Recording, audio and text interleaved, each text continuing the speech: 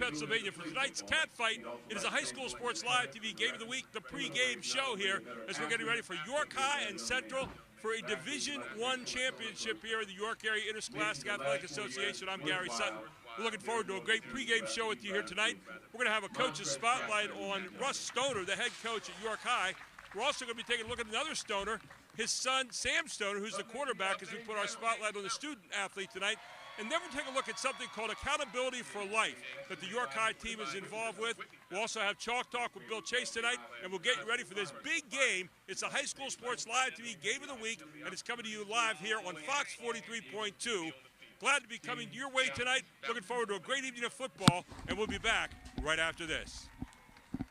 The Jet Giambavo family of dealerships. 9 great franchises in 5 locations. Buick GMC, Hyundai, Genesis of York, Stettler Dodge Chrysler Jeep Ram, Giambavo Hyundai of Hanover, and our newest dealership, Jack Giambavo Mazda. The Giambavo family of dealerships. Over 30 million in new and pre-owned inventory. With a reputation for quality service after the sale, Giambavo is proud to serve your community. Find out why. The Jack Giambavo family of dealerships. 5 great locations. Online at giambavo.com. So a while back, I thought to myself, I'm never going to own a home. I'm going to have to rent forever. I didn't have money for a down payment. I had no credit history, and I just got out of a divorce. But PHFA showed me that home ownership is possible. They offer me a low-interest mortgage and a way to manage the closing costs. To me, this is more than just my home. It's a huge accomplishment and a new chapter in my life, thanks to PHFA. We wake up with the sun. We live in a place we're proud to call home. For us, it's knowing that those we help are neighbors, friends, family. As the leader in providing the best orthopedic care for our community, we come together to do our part.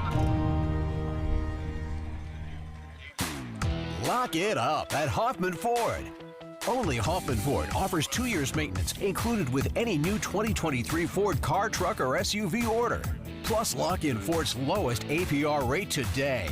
Get 2 years maintenance included exclusively at Hoffman Ford. Why would you order from anywhere else? Who has your best deal on a new Ford? Hoffman has it. Hoffman Ford, just what you're looking for. Hoffman has it.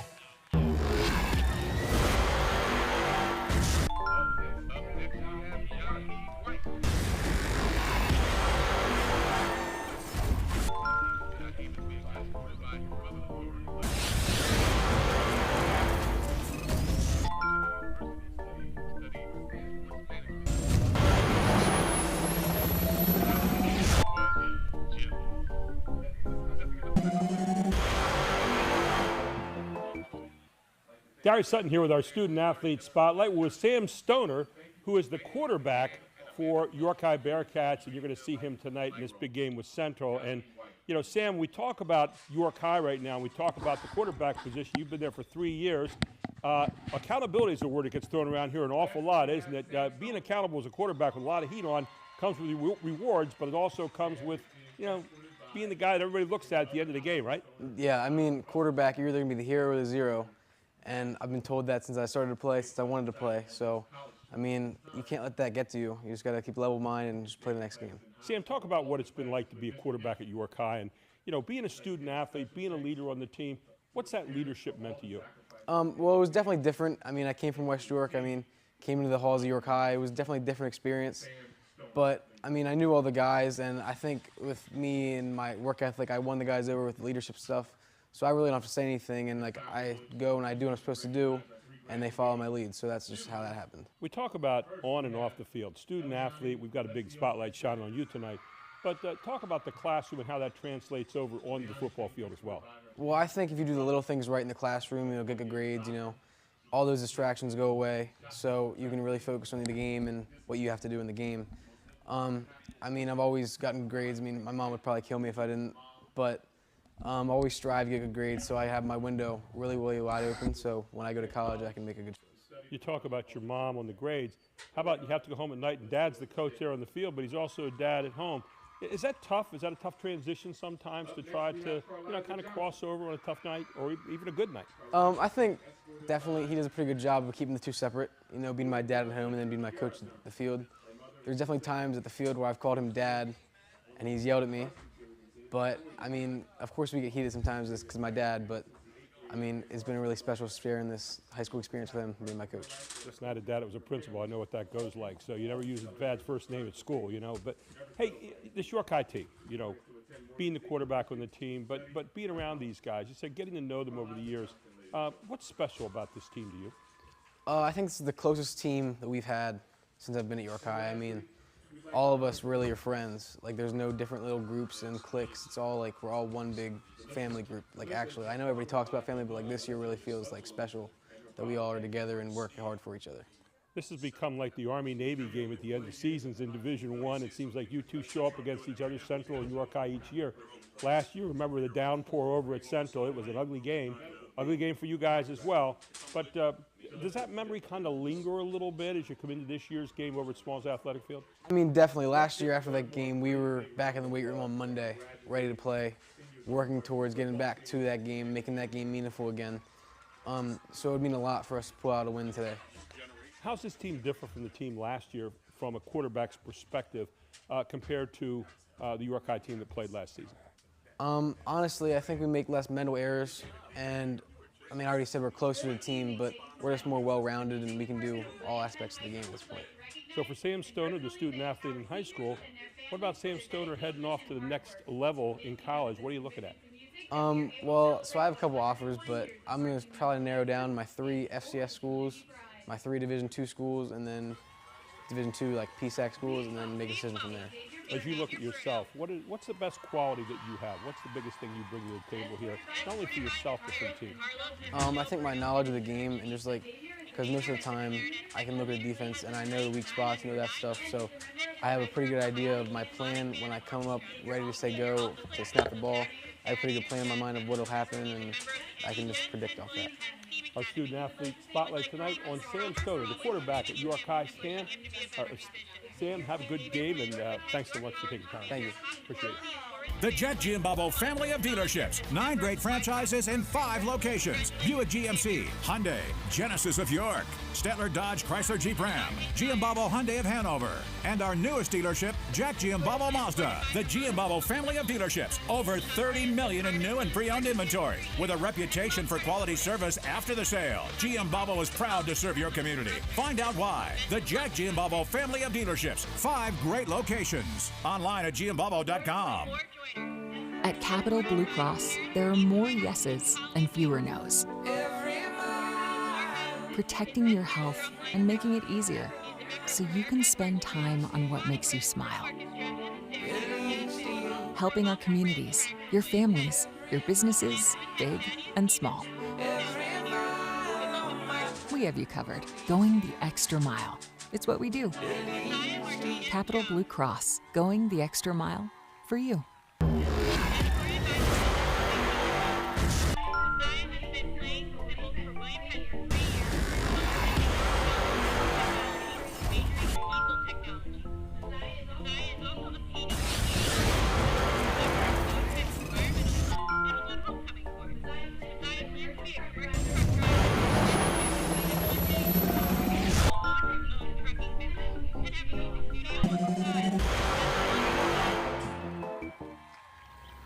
We wake up with the sun.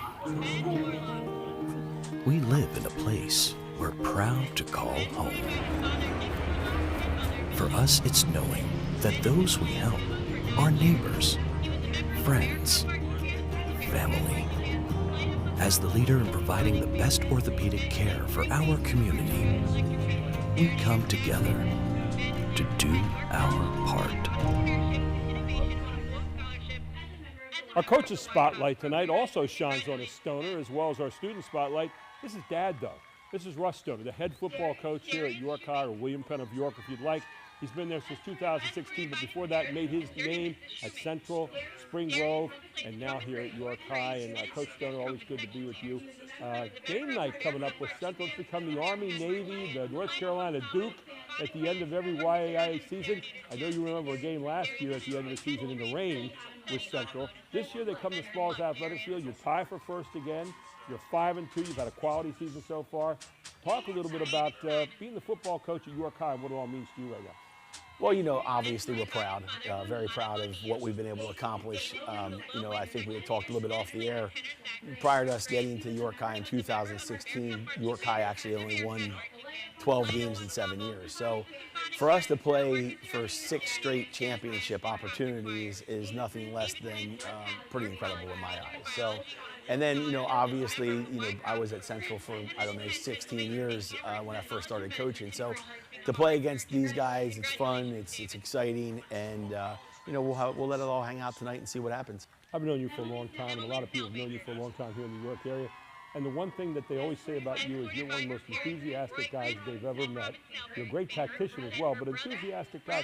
You know, have you always been like that? I mean, where did that all get started? Well, I think passion is what, if you don't have passion, you can't play. You can't coach. You can't, your job's not going to be any fun. So for me, you know, I have the ability to always say, I can figure out a way to get a good hate on for anybody that we're playing.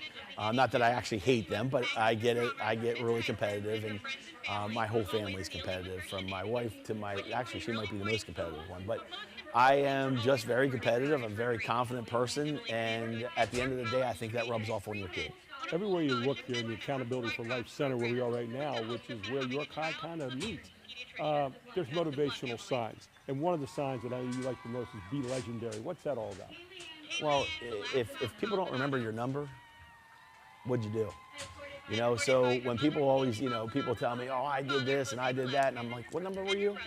And if they can't tell me the number that I remember after 27 years of coaching here in York County, I'm not sure you're very legendary. So for me, if you want to be remembered, people got to remember who you are and what you've done and how you've carried yourself. So to me, that's one of my favorite ones in this room, is be legendary. Talk about game day and what it means to you. I know there's a lot of things leading up to it. I walked in there, you and your son are talking about, you know, a swing play or whatever it might be. What's it mean, and especially for this Central game coming up at Smalls Athletic Field? Well, obviously, you know, it's a big deal this week. It's senior night, my kid, championship, all of those things. The atmosphere is going to be fantastic. You know, I still get the butterflies, and that's how you know you're not finished coaching. So, I mean, again, one of the things I told a reporter earlier this week was, when I was at Central, we played in lots of meaningful football games, right?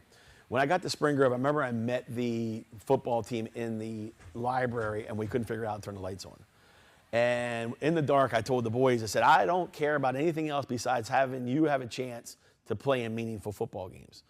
And we did that we accomplished that at Spring Grove. And then it was sort of the same thing I said to this group of kids that we took over in 2016. I said, the best part about football or any sport is playing in meaningful games. And obviously we wouldn't be talking right now if we weren't playing in a meaningful game. And that is, to me, an important facet to growth in kids, is that in the moment, can you be that guy? And that translates, you know, when something tragic happens as a family, can you be in the moment? When something happens at work, can you be in the moment?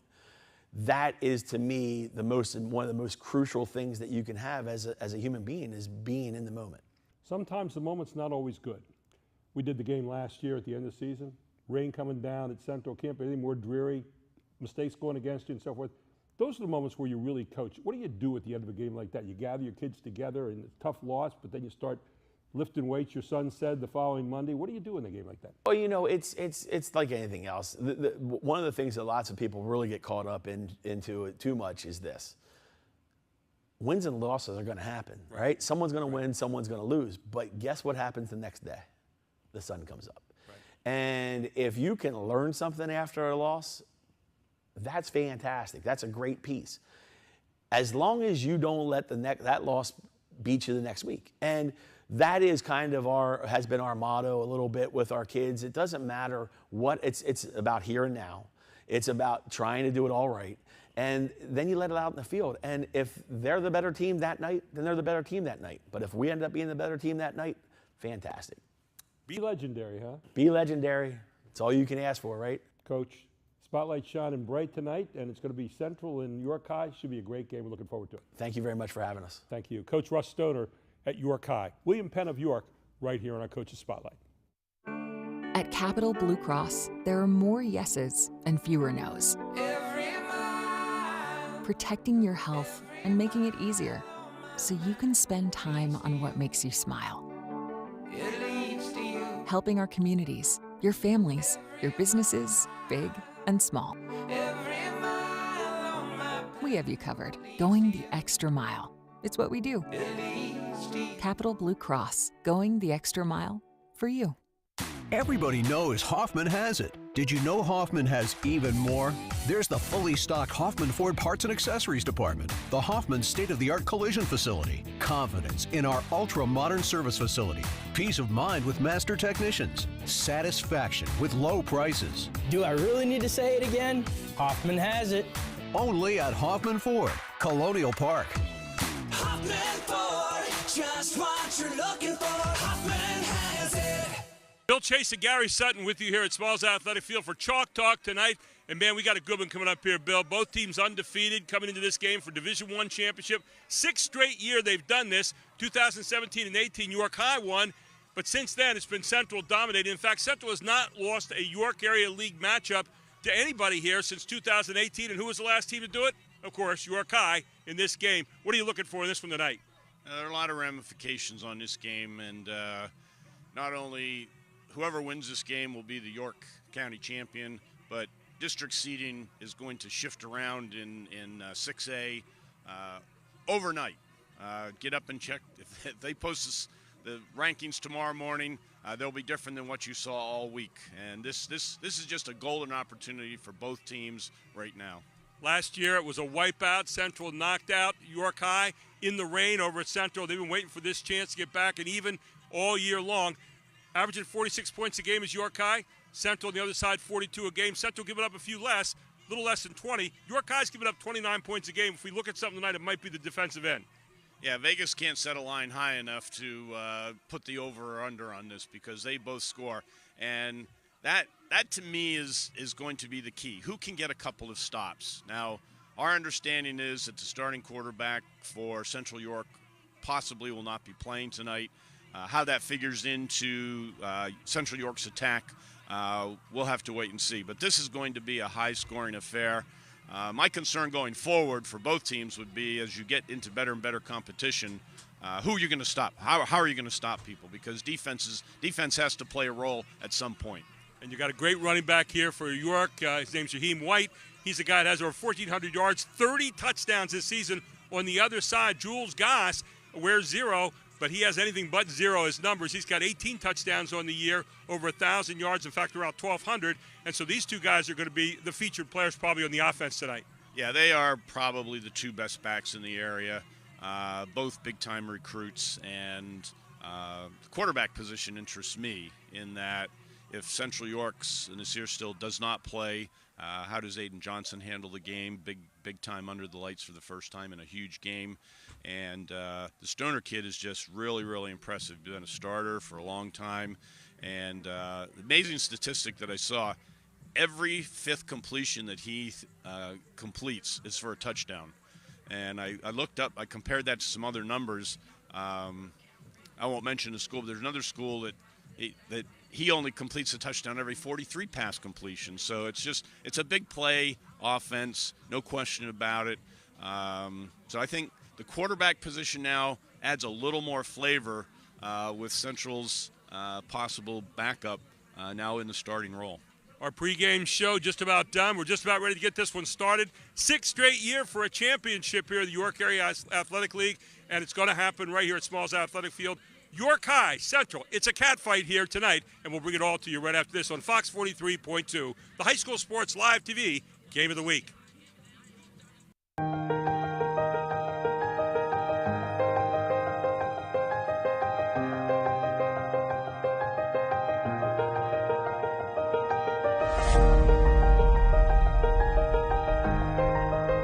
Welcome to the building, as they call it here in York High football, the AFL building. Accountability for Life is the name of it, and I'm with Coach Russ Stoner, who I've known for about 1 million years here, the head coach at York High, but You know, so many times we have talked about in the past what we do for student athletes and, you know, inner city kids, kids in general. And this building is kind of a fruition of what you've been doing over the last bunch of years since 2016 when you got the head coach at York High. This building, and we're going to take a look at it throughout the course of this little piece right here, is kind of home to you right now, isn't it? Actually, it is. You know, it's funny. In 2016, when we got hired, there were so many things that went wrong that season. But the one thing that wasn't wrong were the kids. And we knew that if we were going to have any positive effect with our kids on our team, that we needed to do something. And we knew that we just needed to teach them some of the things that were the fundamentals that were missing. And that's how kind of AFL was invented. It's funny because AFL, I've been coaching for so long, it's been part of me forever. But we just labeled it, I guess. And it was a couple of my coaches and one of my relatives that came to me and said, it's all inside of you. We just got to follow you around and put the program together. So that's really what we've done. But this building, you know, last April, we had a bunch of people come in, you know, the Home Depot, the Wave Foundation out of Hanover. Just the Home Depot gave us a grant. We had our local fire department in here doing so much work, my coaches. And we revamped this whole building. And this building has now been the focus of our kids. And, you know, we have a weight room. We have, obviously, we're sitting in the lounge right now. We have a full kitchen and a turf room. And heck, we put a garden in. So we have the ability to do everything that we need to do here. We can have our meetings here. And people always ask me, when are your meetings? And I pretty much tell them it's every day. Because AFL is not a sometime thing, it's an all-time thing. So, and it's not just, you know, it's not just for kids, actually. You know, the amount of things that I've learned from our kids, just tremendous. Accountability for life is what AFL stands for. And, you know, it's a building. But what happens inside this building is so much more important. And people say, you're doing all that just for a football program? No, you're doing all that for people and developing character. Talk a little bit about some of the things that are going on. It's a mentoring program. You're doing a lot of stuff right here. And one of the things I know you have a great slogan here, just be a good dude. Talk a little bit about how you be a good dude, because there's a lot more into it than just that. Well, you know, it really comes down to this. I mean, the football piece, it's because I'm the football coach, right, or I'm a football coach. And if I end up not being a football coach, I'm going to continue to do this because it's just that they're the kids that I can get to right now. But we've had lots of people reach out to us wanting to be involved in this program. And it's you know, for me, it's teaching the kids the yeses and the nos of the world, the please and the thank yous. And, you know, and let's face it, in our society today, there's a lot of things that can skew your opinions of people. And you know, we're trying to teach kids how you want to, you know, you got to act the way you want to be treated. You got to treat people that same way, you know. And when I first got hired here, I remember we were over at Manheim Township for a 7-on-7. And I was walking to the restroom, and one of our kids was walking with me. And one of their coaches stopped me and started to have a conversation with me.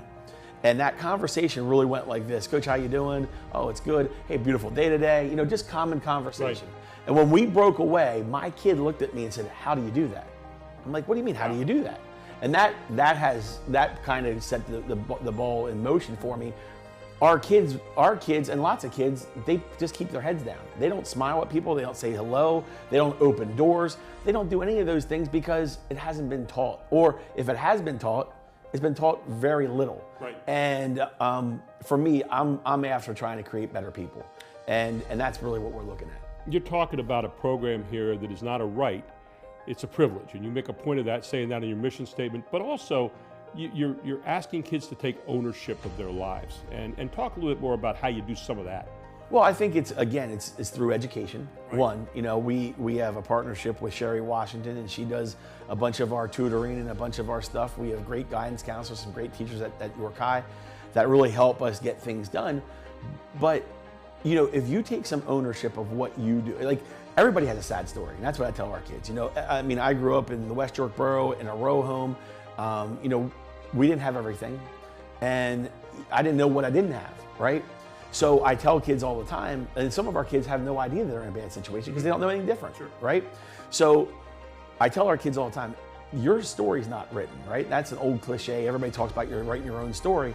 But truly here, our kids are averaging over 1,000 SAT score and over a 3.0 GPA. Our kids are qualifying for thousands and thousands of dollars academically to go to college. Well, again, I'm not a huge proponent of college, but in this situation I am. It's a way to get our kids out of the city.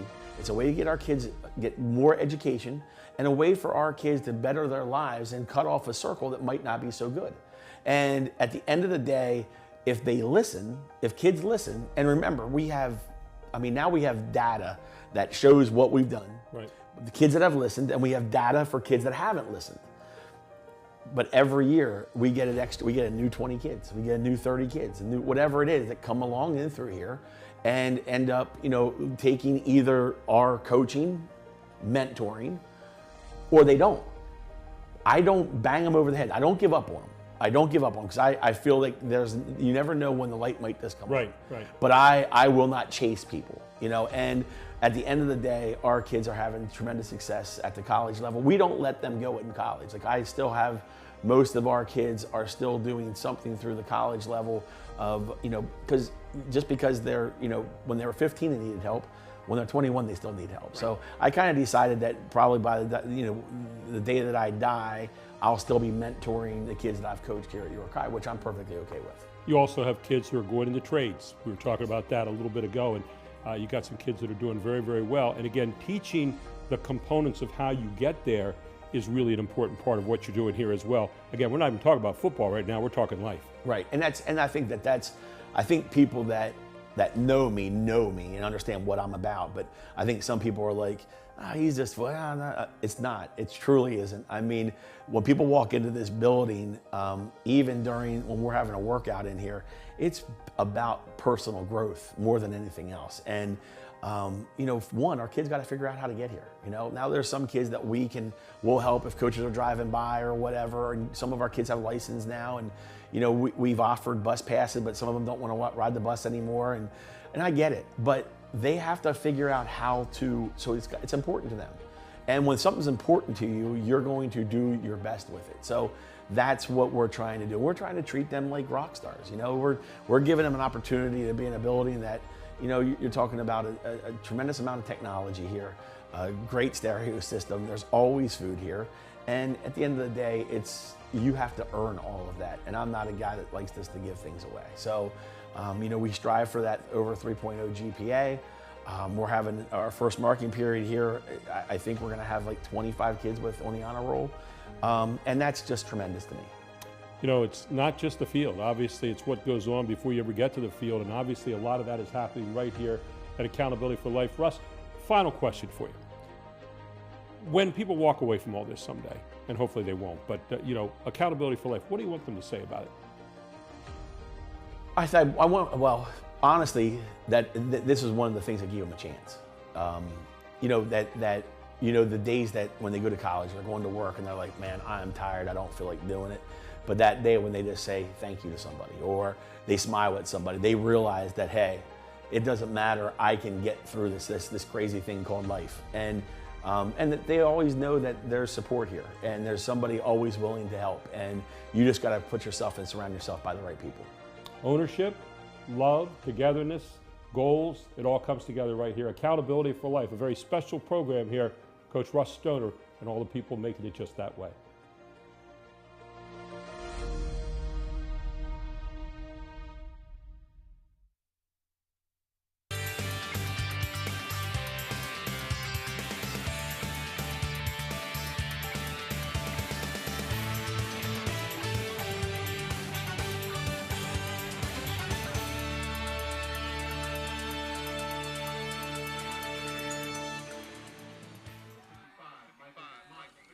Welcome to Smalls Athletic Field in York, Pennsylvania. It is the game of the year in the York Area League, and it is York High and Central, the cat fight. It's the North Carolina Duke, it's the Army-Navy game, and it's all for first place. 6 straight year it's been for first place. They both come to this game tonight undefeated in the York Area League Division I. Gary Sutton, Bill Chase with you, and our whole Invicta crew tonight as we're bringing you the High School Sports Live TV Game of the Week, brought to you by the Pennsylvania Housing Finance Agency. So proud to have them aboard tonight, and we are just about ready to get this one underway. Bill Chase, we are in for a good one here tonight, as these two are going to decide a championship here in season number 1 in football here, which is the York Area League. Yes, this has become quite the rivalry here, and here's the opening kickoff, a little squib kick. Squib kick down to Central. They're going to receive first, and very quickly, right out of the gate, getting some decent yardage upfield out near the 34-yard line, where they're going to set up shop. First down and 10 for the Central Panthers. And a little different number back in the backfield there tonight. It's going to be Aiden Johnson at quarterback, wearing number 2, a junior. Nasir still not available tonight, and so Johnson will step in there for the start here for the Panthers as they get this one underway. Both these teams, high-scoring teams. York High averaging over 46 points a game. On the other side, Central averaging over 42. They've not scored under 30 during the course of this season.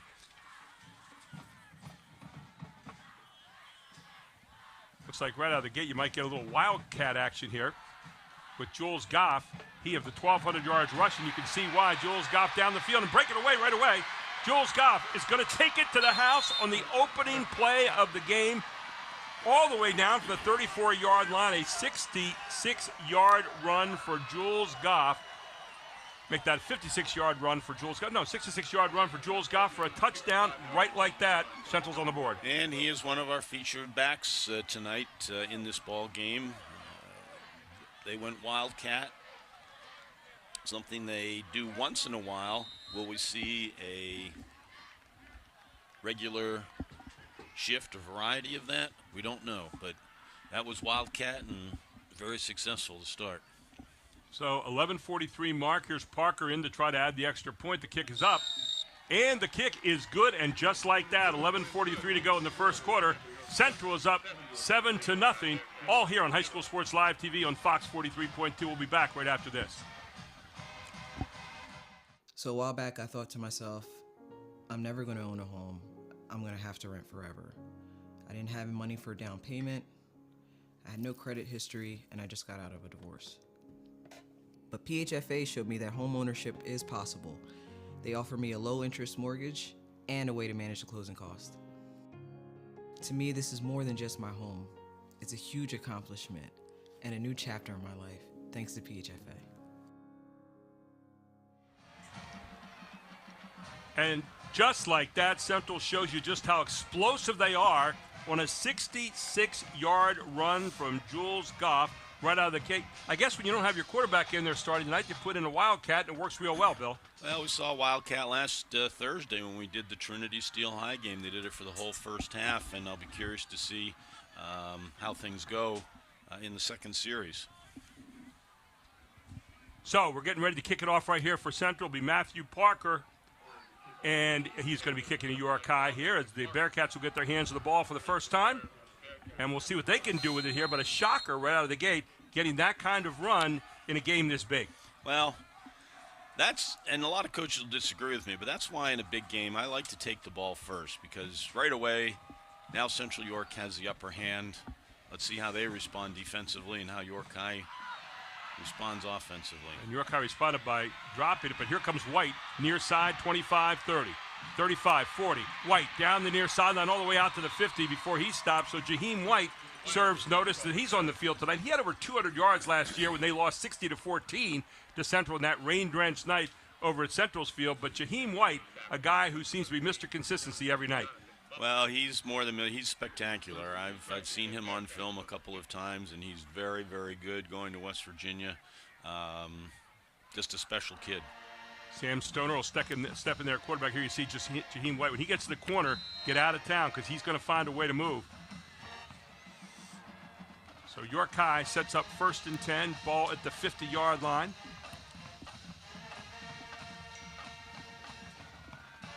Here's the inside handoff. Look at White. Just shoots, shows to you, gets around. Maybe gets a half a yard on the play. He did a lot of running just to get that half yard, Bill. Yeah, that was a good job. They ran it into the sidelines. And just one other thing on White right now. And he has 192 points this year. I mean, that's a career in basketball for some guys. Yeah, exactly right. Officially, they're going to say it was a 65-yard run by Jules Goff. And so 2nd down now and 10 for the Bearcats. 11:20 to go here in the first quarter. Central up 7-0 here. Sam Stoner, had a chance to talk to him the other day on our Student Spotlight. What a great kid he is. So Stoner, quick pass, near sidelines, and he gets his man over there. And that is David Ward. And David Ward with a quick pickup. And Ward is their #1 receiver. He's only a sophomore, but top receiver. Ward on the season also has 10 touchdowns as well. Yes, he does. 50 receptions. And we got my favorite, the left-handed quarterback. Always like those left-handers, don't you? They have a little bit different look. They're Third straight game we've had a father-son coaching and quarterback team, by the way. So it'll be first down here, ball down at the 40-yard line. First down for York High in this one. White in motion. Now White coming right back. A little bit different look there, and White slashes his way over the 40, down inside the 40, maybe to the 38-yard line. Strong D there by Central York. Put him on the number behind the sticks a little bit. Got some big guys up there in the front, including number 77. That's Bell Inners. So it'll be second down now and 9. Ball at the 39-yard line. Stoner straight back. Stoner near side.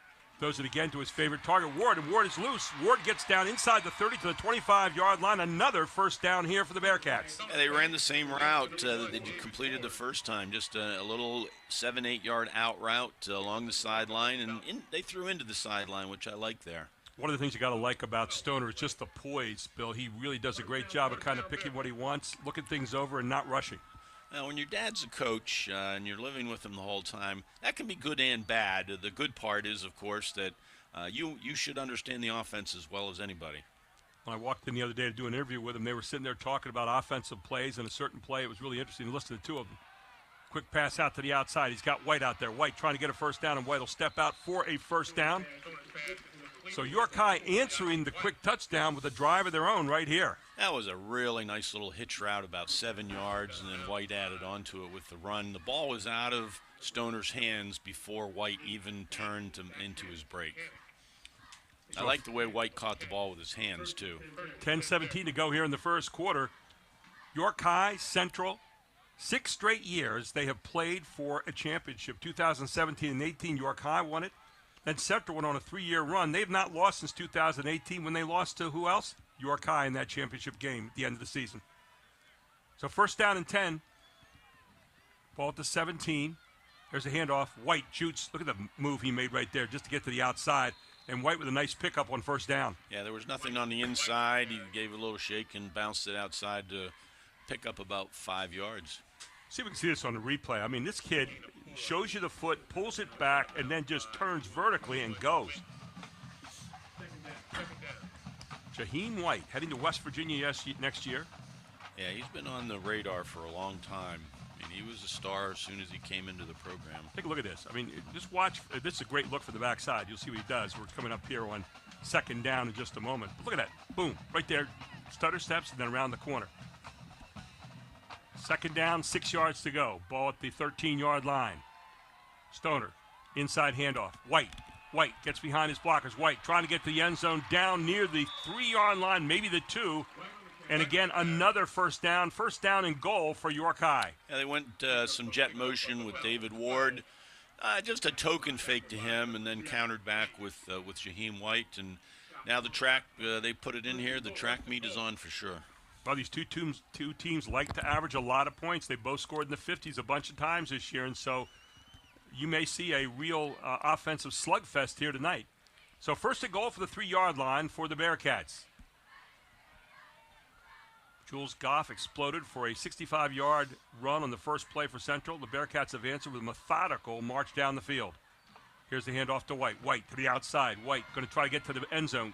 Can't get there. A good cut down over there on the far side by Central. They really strung that play out very, very well. Yeah, they strung it out nicely, kept running to the sidelines, and that was Nasir Still, number 21, Niger DeWitt, who had a great game when we did the broadcast early in the year with Cumberland Valley. He struck me as their best defensive player. Dominic Grove out there to help, too. Great job just stringing that thing out, because you're not going to get that guy very often. So it'll be second down now and goal for the Bearcats. And we get a timeout here for the moment. Official timeout. Taking a look at everything here. And now they'll start the clock again. 8:21 to go here in the first quarter. Second down and goal for the York High Bearcats, trying to answer Central's early touchdown. Fake the jet sweep, handoff, and banging it in for the touchdown. Haven't seen the signal Haven't yet. seen the signal yet. I see the one official putting up, I think, 3, which would be third down. So White on the carry. Down near the goal line, inside, almost looks like it's inside the 1. And here's where I'm going to get one of my questions answered, which teams that are always in the pistol or the gun, do they ever go under center? If they don't go under center here, then they just don't. Okay, they just don't. A lot of times you like to have that back, have some eyesight there, give him a little chance to pick his spot, right? Well, a lot of times I just want to run a quarterback sneak. And how about that? Or that was a fake. quarterback sneak. Fake it to the obvious guy, White, and at the 7:27 mark here of the first quarter, York High has answered with their own touchdown on a 1-yard run by Sam Stoner. Everybody in the world was going to Jaheim White there, and Sam Stoner just said, I'll take it myself, thank you very much. And Stoner in for the touchdown. I think they're going to go for 2 here, Gary. Interesting. Yeah, I do not consider that a quarterback sneak. You run a quarterback sneak, you're going to get your uniform dirty. Right. Not there, where you get in behind that big center, but not there. So York High decides not to go for the extra point here, and they're going to go for 2 instead. Yeah, they're loaded up here on the right. 2 big linemen brought in. Wildcat, move a man out because quarterback went in motion. And there it goes. And into the end zone for 2 goes White. So White with a 2-point conversion. And York High has taken the lead here at 7:27 of the first quarter. 8-7. We'll take a break. We'll come right back. We got ourselves a cat fight here on High School Sports Live TV's Game of the Week.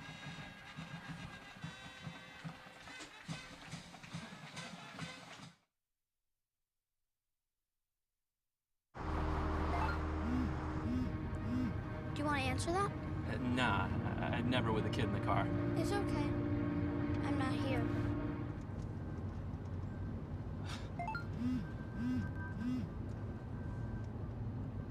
I'm there.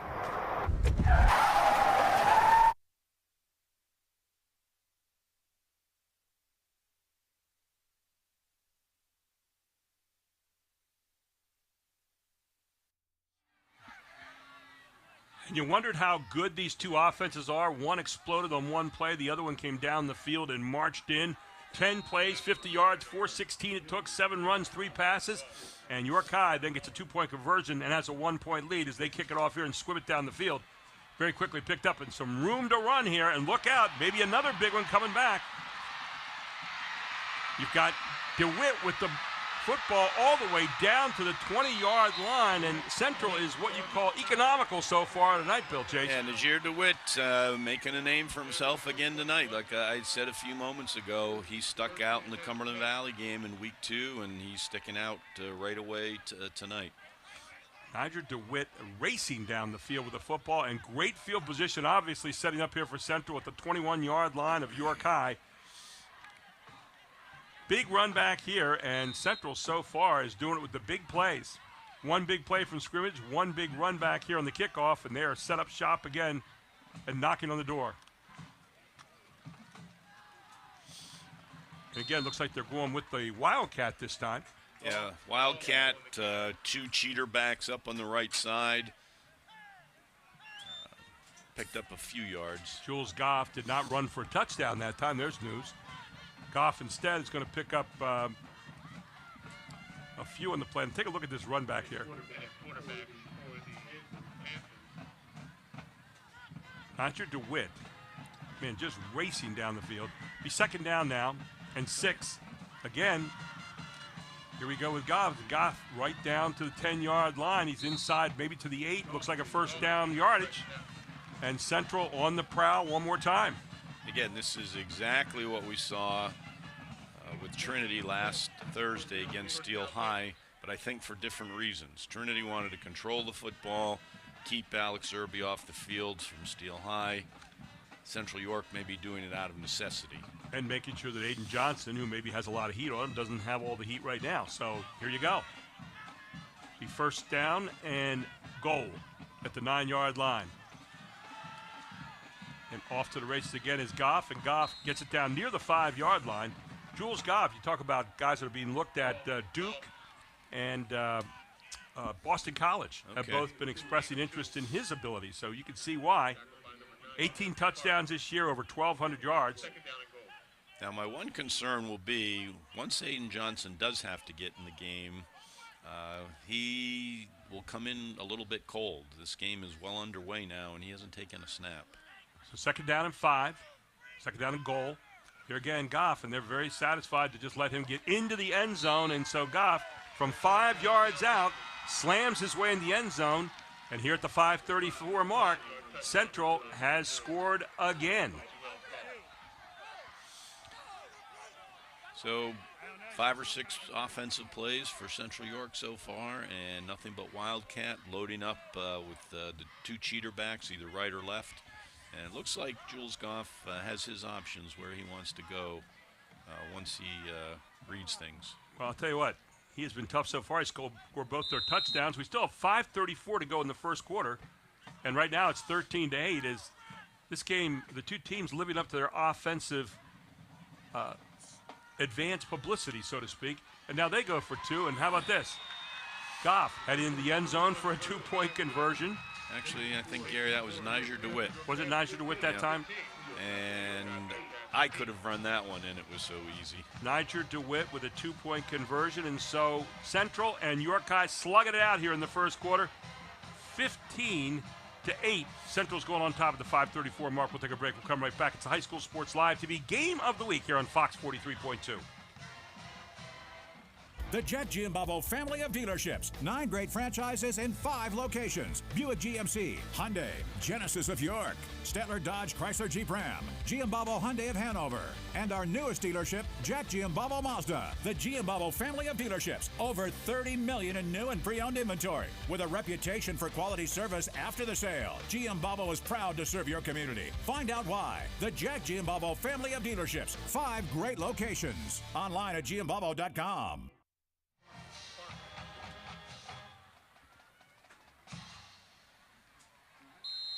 And welcome back to Smalls Athletic Field. Matthew Parker getting ready to kick off. You talk about a high-flying game early. 5:34 to go in the first quarter.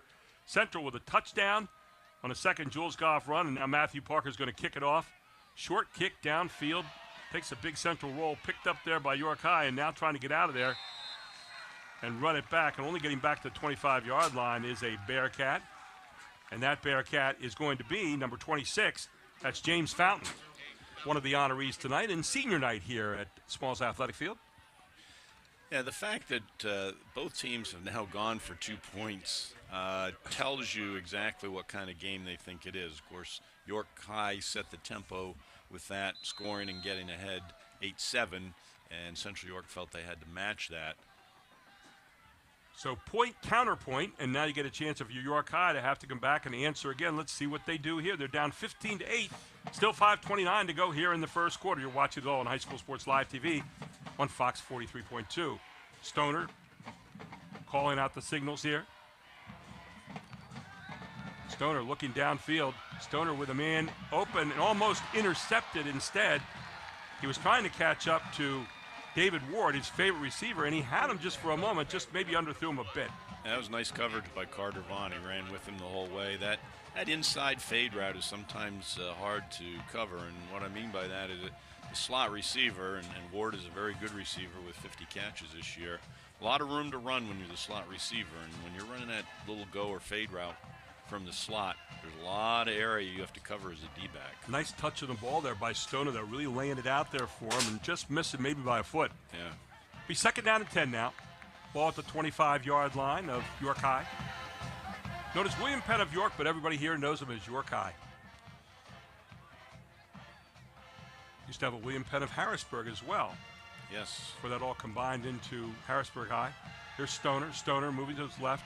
Stoner finding a man and just throwing past him Yeah, he had him open there for a first down. And this comes up, this is our first third down situation, 3rd and 10. Trying to find Ja'Kai Joseph there on the pass out in the wing. And I'll apologize now, but Mom and Dad, if you're the parents of a punter, we may not see them a whole lot tonight. Stoner comes over to get the offense from his offensive coordinator, heads back out.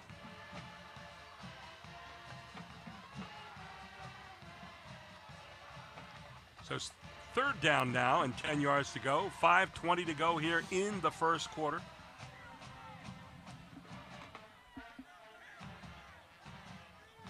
Two men in the backfield with Stoner this time. 2 receivers near side, 1 man in motion. That's White. Here's Stoner. Looking back, little screen play coming up. And not going to get very much out of that as the screen play to the middle.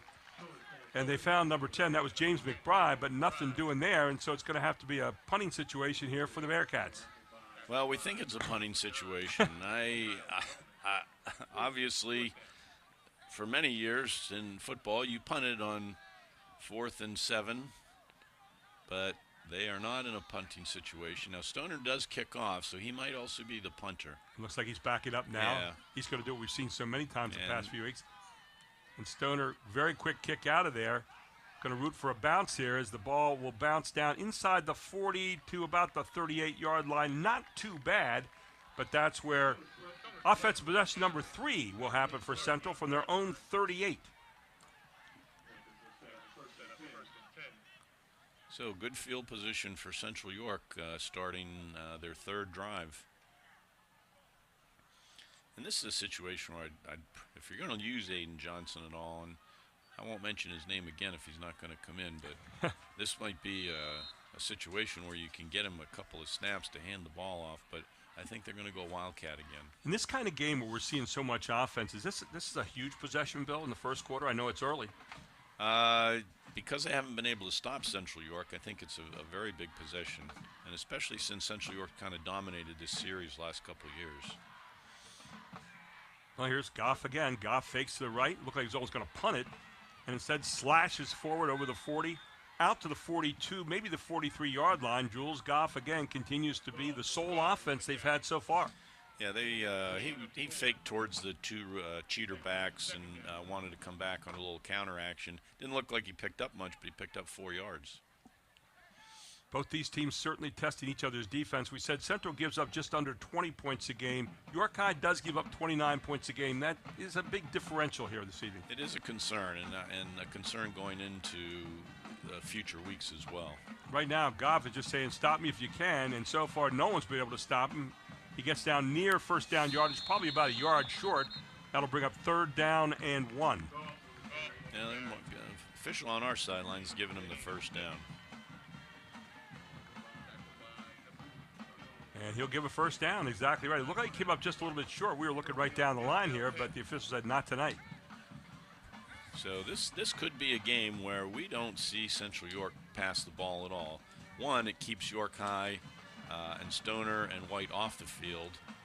And 2, it eats up a lot of clock. And if you go up 2 scores and you can keep doing this, look out. So far you don't have to. And this whole left side's open. I wonder if at any point in time he'll test the left side because no one's out there. But why do that when you can do this? Another first down for Jules Goff as he's inside the 40-yard line of York High, and Central is rolling again. Central York is not afraid to run the football all year, so it's not something like they had to adjust to. They like to throw the football, but they're a good mixed offense or balanced offense, so it's not like they're uncomfortable doing this. Another first down here for the Panthers as they are at the 38-yard line now of York High. Goff again gets it. Goff straight up the middle. Goff gets forward for positive yardage inside the 35, down near the 33. So far, basically Central saying, here's what we got. Stop it if you can. So when does York make the decision that they're going to start jamming the box? And I'm going to have to take a closer look at this. Jamming the box with 9-10 guys and just covering the one wide out that Central's putting out there. Getting 5 yards at a clip every single time. Russ Stoner down there walking the near sideline saying, what are we going to do? And can Jules Goff throw the football? So one man out here in the flat. Here he is again. He faked it left, rolls right, bangs it down near the 30-yard line, where it should bring up 3rd down and 1. Yeah, he got popped on that one, and York has 9 guys within 3 yards of the football. They're playing one-on-one with the outside receiver, and they have 9 guys up within 3 yards, and then they have 1 safety maybe at 5 yards. This looks like a very confident Central team. We saw them opening game of the season against Cumberland Valley go down big in the first half. We saw them get their confidence in the second half. This is a much different team that we're seeing right now, Bill. Yeah, we're going to end up with a 3rd and 6 now. Central jumped. So they're going to walk that one back 5 yards. 3rd and 6. But this is a 4 in this type of game. This is a 4-down territory situation. So pick up 4 or 5 here.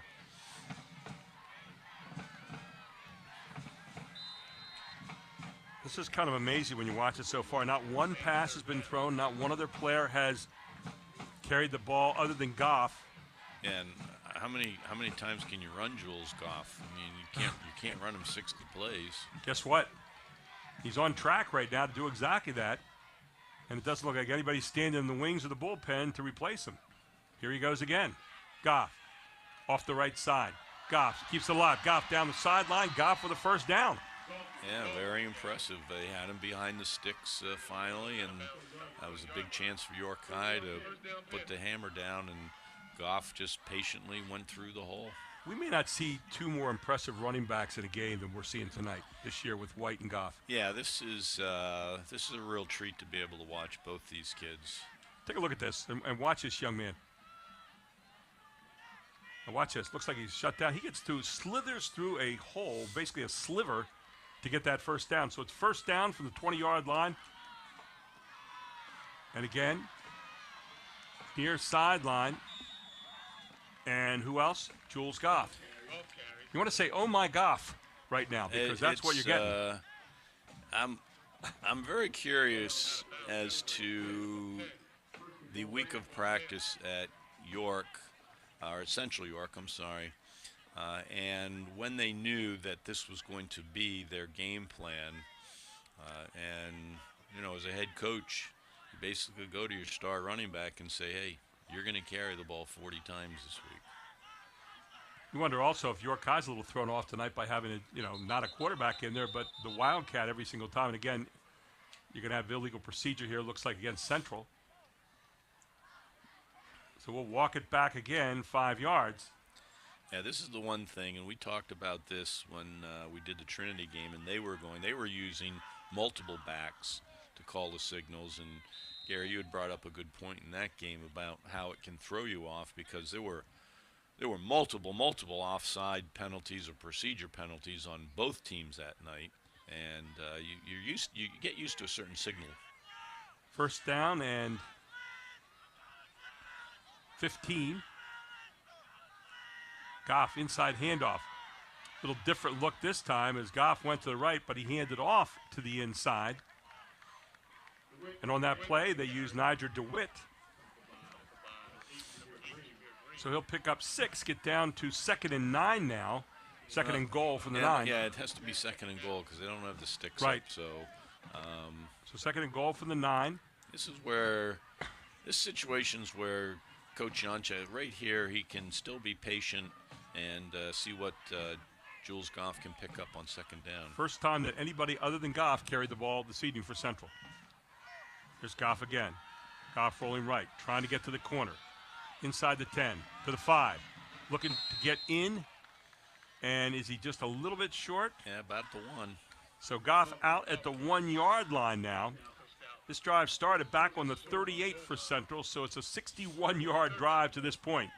Yeah, when Goff runs that outside sweep, looks like he just kind of has a 3rd gear before he switches into 4th gear to get around the corner. Take a look at this. Again, kind of cruising, and then just steps into it.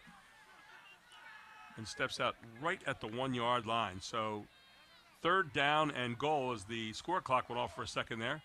Who do you think might carry this one in? Oh, and this time he's met in the backfield, and they might have stopped him right here. It'll bring up a 4th and 1. So York High meets Jules Goff for the first time tonight. and Parker in there leading the charge. And I think Central York will go for it here. If you get it, you go up 2 full scores. If you don't, you have them on the 1-yard line. And forgive me there, I said Parker was Azahir Upson, number 99, leading the charge there. He's a junior. Yeah, he got some early penetration. Big guy right in the middle there, so huge play here at this point in the game. Fourth down and goal. Got to be going left here. There he goes. And in for the touchdown, a 1-yard dive. 1-yard dive by Jules Goff here at the 32-second mark of the first quarter. And big one for Central again, as they now assume a pretty good lead here in the first quarter and lots of points on the board already. I'm going to assume that Jules Goff is not going to play any defense tonight. It's the true 48-minute warrior. So here's Parker in now. They're going to try the normal 1-point conversion. Matthew Parker, 99 on the other side. And Parker will kick it up and do the honors. And it's good. And just like that, 22-8. Central leads it. 32 seconds to go in the first quarter. We'll take a very quick break. We'll be right back. This is the High School Sports Live TV Game of the Week on Fox 43.2. Everybody knows Hoffman has it. Did you know Hoffman has even more? There's the fully stocked Hoffman Ford Parts and Accessories Department, the Hoffman state-of-the-art collision facility, confidence in our ultra-modern service facility, peace of mind with master technicians, satisfaction with low prices. Do I really need to say it again? Hoffman has it. Only at Hoffman Ford, Colonial Park. Hoffman Ford, just what you're looking for. Hoffman has it. 15 carries for 143 yards. That was 11 plays, 62 yards, 402 it took, and Goff 56 of 62 yards on the drive, all but 6. Those 6 were Niger DeWitt. But 15 carries in the first quarter, Bill Chase. We're not quite done with it officially, but 143 yards in quarter number 1 for Jules Goff. Yeah, I might be wrong, but I can't believe that pace is sustainable. And we're going to find out. If York High keeps scoring, then obviously Central has to. There's Parker kicking off and just drilling it. It's going to be picked up at the 40-yard line there for York High. Covering it up was James McBride, and York High will have decent field position here to set up, and they need a touchdown big right now. Yeah, it's amazing games we've covered this year, how many times teams refuse to kick off deep anymore. They're willing to give teams field position at the 40-45-yard line with just a squib kick, and I just can't agree with that philosophy. You supposedly have good athletes running down the field to cover the kickoffs. So the 40-yard line is where York High will start their third drive of the game. 30 seconds to go here in the first quarter. Still, Sam Stoner rolls near side. Sam Stoner's going to keep it and run it himself. Stoner, nice pickup of the play. Probably about 7. It'll be 2nd down and 3 as he gets it out to the 47-yard line. The way he reacted, it looked like that was a designed run the whole way. Empty backfield, he starts to roll, and then heads right up into the line of scrimmage, and that'll bring us to the end of the quarter. Yeah, we're working down the end of the quarter, and a big first quarter it was. Kind of what we expected, some fireworks here at Small Athletic Field. 22-8, Central leads York High. It's the Battle of the Cats for the YAIA Division I Championship, all here on High School Sports Live TV's Game of the Week on Fox 43.2. Back right after this. If it's used car peace of mind you're looking for, Hoffman has it. Hoffman Ford brings you a wide selection of quality pre-owned vehicles, carefully chosen and inspected for dependable driving pleasure. For the ultimate peace of mind, shop the Hoffman collection of Ford Blue Advantage certified pre-owned vehicles. If you're looking for a used vehicle, you can feel good about your loved one's driving. Hoffman has it. Hoffman Ford, just what you're looking for. Hoffman has it. At Capital Blue Cross, there are more yeses and fewer nos. Protecting your health and making it easier so you can spend time on what makes you smile. Helping our communities, your families, your businesses, big and small. We have you covered, going the extra mile. It's what we do. Capital Blue Cross, going the extra mile for you. And York High will start the second quarter here with a nice pitch to David Ward, who came around the near side and out to about the 49-yard line. Will bring up a 3rd down and 2. And let's take a look at it again. Here's a jet sweep. Yeah, just a little toss. Some teams, like I said previously in games, they like to ride it and hand it off. York decided to give that little shovel pass pitch. They need to get to the 49-yard line of Central. They're at their own 49 right now. So 3rd and 2 for the Bearcats. Jaheim White back there with Stoner. Stoner steps his receiver back on the far side, 1 step. Stoner, long count here, trying to draw him off sides. Stoner to Jaheim White. Instead, Stoner keeps it himself. Stoner trying to get to the 49-yard. He dragged down. It's going to be very, very close. He got over the 50, but I'm not sure how far. Yeah, it looks like they're pointing to move the sticks. And where the official has it right now, it looks like a 1st down. Yeah, watching David Ward, their leading receiver, run that jet sweep 2 plays back. I want to see him, and I can understand now why he has number of receptions and touchdowns that he does. He has that easy type of speed where it doesn't look like he's really running that hard, but he's covering a lot of ground. Ball at the 48-yard line here for the Bearcats. 2 receivers near side, 1 far side. White in the backfield with Stoner. Now Stoner straight back. Stoner looking to pass. Stoner in the pocket. Looks near sideline. Throws. It's broken up on the play by Central's Ethan Carlos. Nice job by Carlos over there. I think we have a flag. Looks like probably going to be holding. So holding against York High.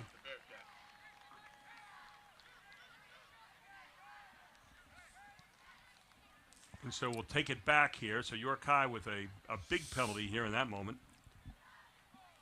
I'm a little bit surprised that they're not running Jaheim White a little bit more. This is a guy that has 1,480 yards, 10.7 yards per carry. 24 touchdowns. 24 touchdowns. 30 overall. Yeah, that's just 24. And it's a pretty good receiver, 24 too. on the ground. You know, you think about maybe getting him out there receiver in the flat where he can, get you one-on-one as an athlete, and we'll see what happens here. 2nd down and 22 now for the Bearcats. 11:21 to go until halftime. Don't forget we'll have our Jack Giambalvo halftime report coming up. Here's Stoner again, passing. Now Stoner flushed out of the pocket. Just looks across the middle. Had a man there just for a moment. It looked like David Ward coming across there. It's interesting they're going to the passing game right now when they use the run so well. Mixed up a little bit of passing the first drive. Well, I understand it now because you're way, way behind the sticks. But and Stoner's clearly a quality quarterback. I mean, his stats alone, he completes 64% of his passes, which is a dream in high school. And he has 20 touchdown passes. So you don't have the scoring average that York High has, just being one-dimensional. 93 out of 142 for 1536 coming into this game tonight. So he's got the credentials for sure. Stoner again. Going for the far side. He's going to keep it himself. And finally out of bounds near the 44-yard line. So the drive is going to stall here, at least for the moment, for the Bearcats. We'll wait and see if they punt it out again. Looked like a promising drive until that holding call cost him 15 yards. I think we only have 3rd down. I was going to say 3rd down now, although they have 4 on the board. So 3rd down, 22.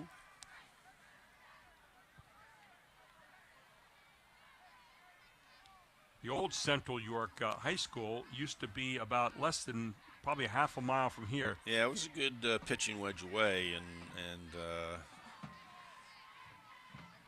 so trips near side this time. One guy in the backfield, that's White, with Stoner. Stoner looking, Stoner downfield. Does he have his man? No, and he is brought down there. Now it is going to be 4th down, incomplete pass. Now this really puts York High in a difficult situation because they clearly have to punt here, and you're giving Central York the ball back, which you haven't been able to stop at all. Right. Yeah, Jules Goff and company have been right down your grill so far. So it'll be 4th down now. Ball at the 43-yard line. Stoner, nice punt out of there. Especially for the short distance you're getting that punt from. Now, here's the run back coming. Look out. You're going to get a block in the back, I think, back there for Central. Yeah, that was a nice job by Carter Vaughn returning the punt, fielded it on one bounce. But that's going to come back. So 10:04 to go to the half here. Again, our Jack Giambalvo halftime report coming up at the half. And we'll have all the stats for you and the highlights of the first half. Our Capital Blue Cross and AT&T halftime stats, our Capital Region first half highlights. Again, thanks to Jack Giambalvo for sponsoring our halftime. And here you see he picks it up here, and then you'll see the block in the back right there. Easy call for the official. They walk it back now, and Central's starting position here will be just a little bit different. So it's at the 15-yard line this time. Their starts so far have been their own 34, the 20 of York High, the 38 of Central, and now the 15 of Central. They get the ball to start out here 1st and 10, 10:04 to go to half. And all of a sudden, they finally stopped Goff for the first time. And you heard the fans here. They had something to cheer about. Yeah, I'm not sure Goff's in right now. I didn't catch the number who's in there. Let's take a look again. Might be number 5, Parker Hines. Either Parker Hines or number 6. Well, maybe he is in there. I don't think that he is, though. And again, it's interesting what Jerry Janchik has done here tonight. Maybe crossing up if York High was looking for a regular quarterback, and it looks like they've got a Johnny Walker in there now, and that's who carried in the last play, a Johnny Walker. No, check that again. It's going to be Parker Hines now. Yeah, nice run there. But Johnny Walker was back there in the threesome, but he did not get the ball. So it's Parker Hines with the carry. And he picked up a nice, solid 9 yards there, make it 3rd and 2. And that was my question on this drive. With them being ahead by 2 scores, would Coach Janchek give Goff a series off so as not to tax him too severely in the first half? And now you have a working lead, so you can afford to do that a little bit. So here we go again. It's make that 3rd down now and 2 for Central. And same old. Nice job. Over the right side and still open, and look out. Off to the races, and it's going to be another one taken to the house here as it's Parker Hines all the way down the field. And again, this time for a 77-yard touchdown run. Parker Hines, another big play at the 8:34 mark here of quarter number 2.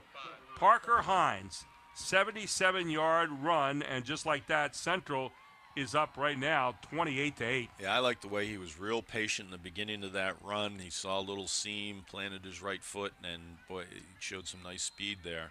So Jules Goff, take it easy for right now. Keep the oxygen mask on. People ask what's going to happen when Bo Perbula goes to Penn State. Guess what? This team has just reloaded. Here's Parker in for the extra point. Snap down, kick up. Kick good. And it is 29-8 with 8:34 to go in the first half.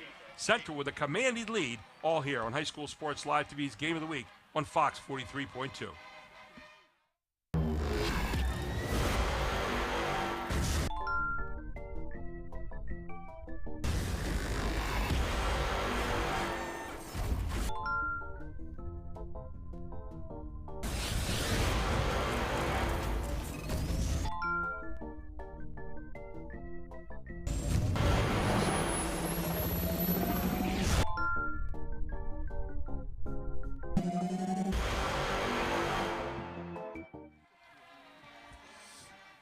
And a 77-yard run to go along with the 65-yard run by Jules Goff to start the game. Another big play here for Central, Bill Chase, and they are in command here in the second quarter, 29-8. Yeah, York High's defense has already given up what their season average is, and we still have 8 minutes to go in the first half. So here's a kickoff again, the squib kick downfield.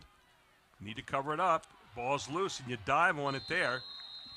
And getting on top of it for York High looked like number 30, Montrose Jackson. So York High gets the ball at their own 25-yard line. Picked at the 24 now. It'll be 1st and 10. I think what York has to do here in this drive is go back to what they did in the first drive, is be a little patient, get Jaheim White involved in the offense again. Because he's capable of the big breakaway, too, at any time. He is. And you can't put your defense right back on the field. So here's the handoff to White, and they must have heard you, Bill Chase, as White's going to get in on the right side. Not a big gain there, maybe a couple of yards.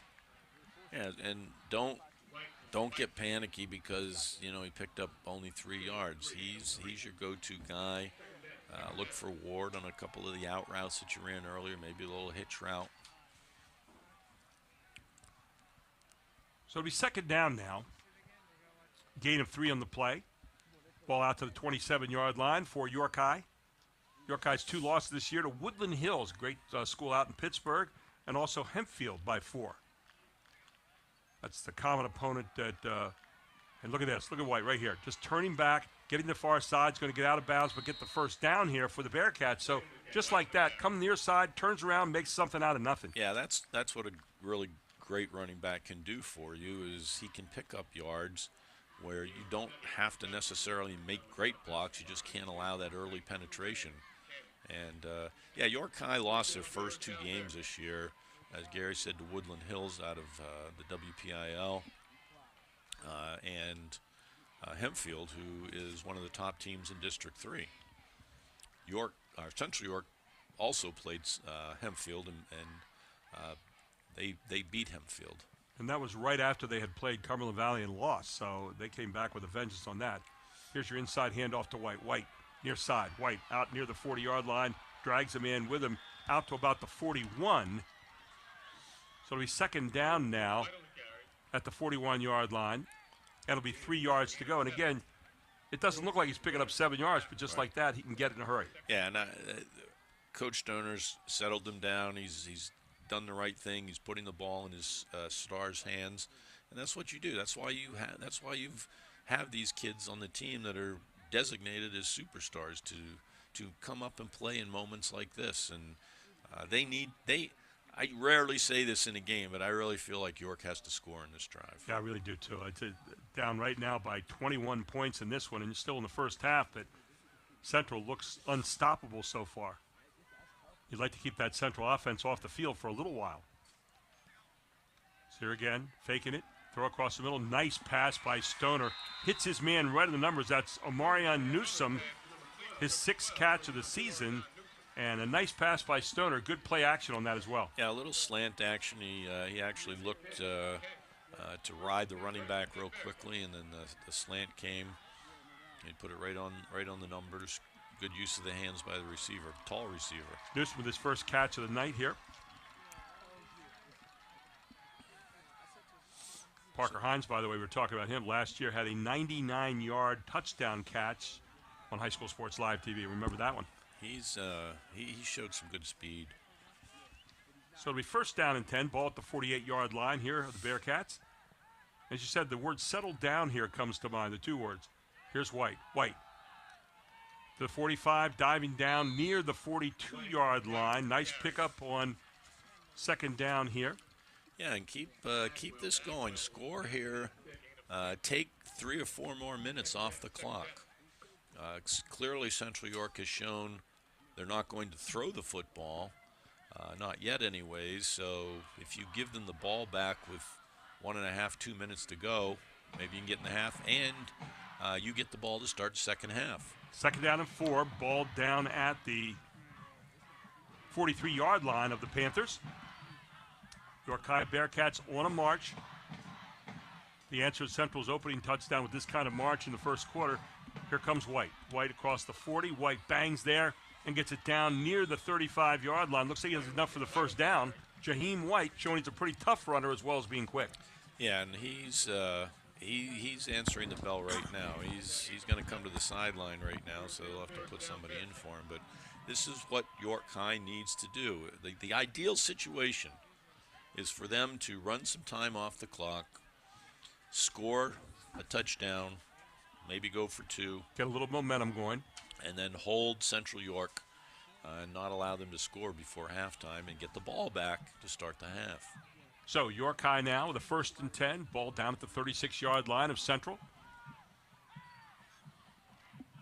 And here's a different player off that right side, banging over the right side. And we're talking about Montress Jackson showing you some quickness and also some power combined. Yeah, he's only 5'10", 240. I never liked playing D-back when a 240 running back finally came into the secondary after me. And when he's hunting you as well, trying to run over you, right? He had a nice clear lane off tackle there and bounced it, and he wasn't looking to avoid people.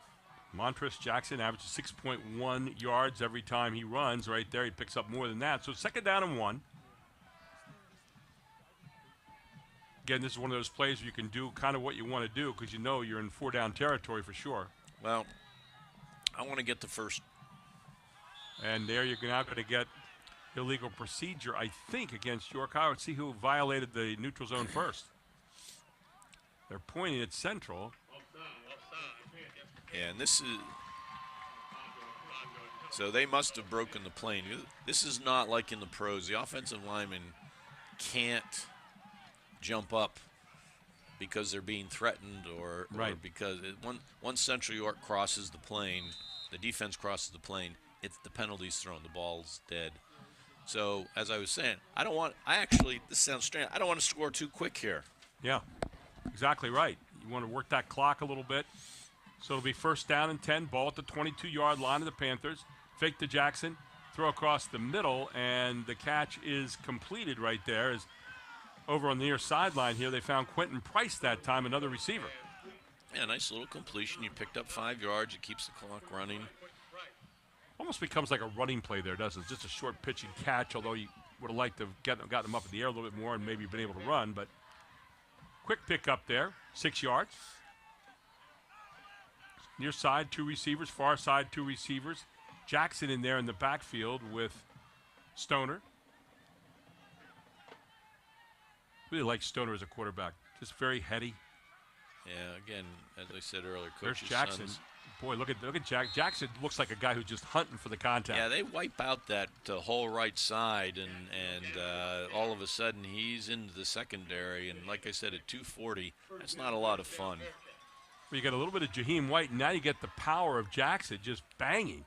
And it's another 1st down here as the ball's down to the 10-yard line. Make that 11 so they can get a 1st down without getting a touchdown, it looks like. Yeah, and White's back in the backfield. Jackson's coming out now. So here's White back there. Jackson did his job, got him a couple 1st downs here, and gets a pat on the head from the offensive coordinator. So Jaheim White back there now with Stoner. And they have them spread out. You got to think there's probably going to be a run play here. Across the middle, nice pass from Stoner, and it's going to be broken up. His target there again was Omarion Newsom. Looked like he might have had him just for a second. Yeah, it's that same slant action that they completed out here around midfield a little bit earlier. Carter Vaughn with the coverage on the play. Take a look. Might have been just a slight bit behind him. Take a look. He had to reach back there, but Carter Vaughn broke it up nicely. Carter Vaughn's had a good game in the secondary. That's the 3rd pass play he's broken up that I recall. Back to Jaheim White here. You came down all this way, basically chunking the ball on the ground. I hate to see you put the ball up. If you put it up here and it's incomplete, you almost have to put it up on 3rd down. This drive started at the 24-yard line, and that's up in the air. And so now it brings you to a 3rd down and 10, kind of off schedule here again.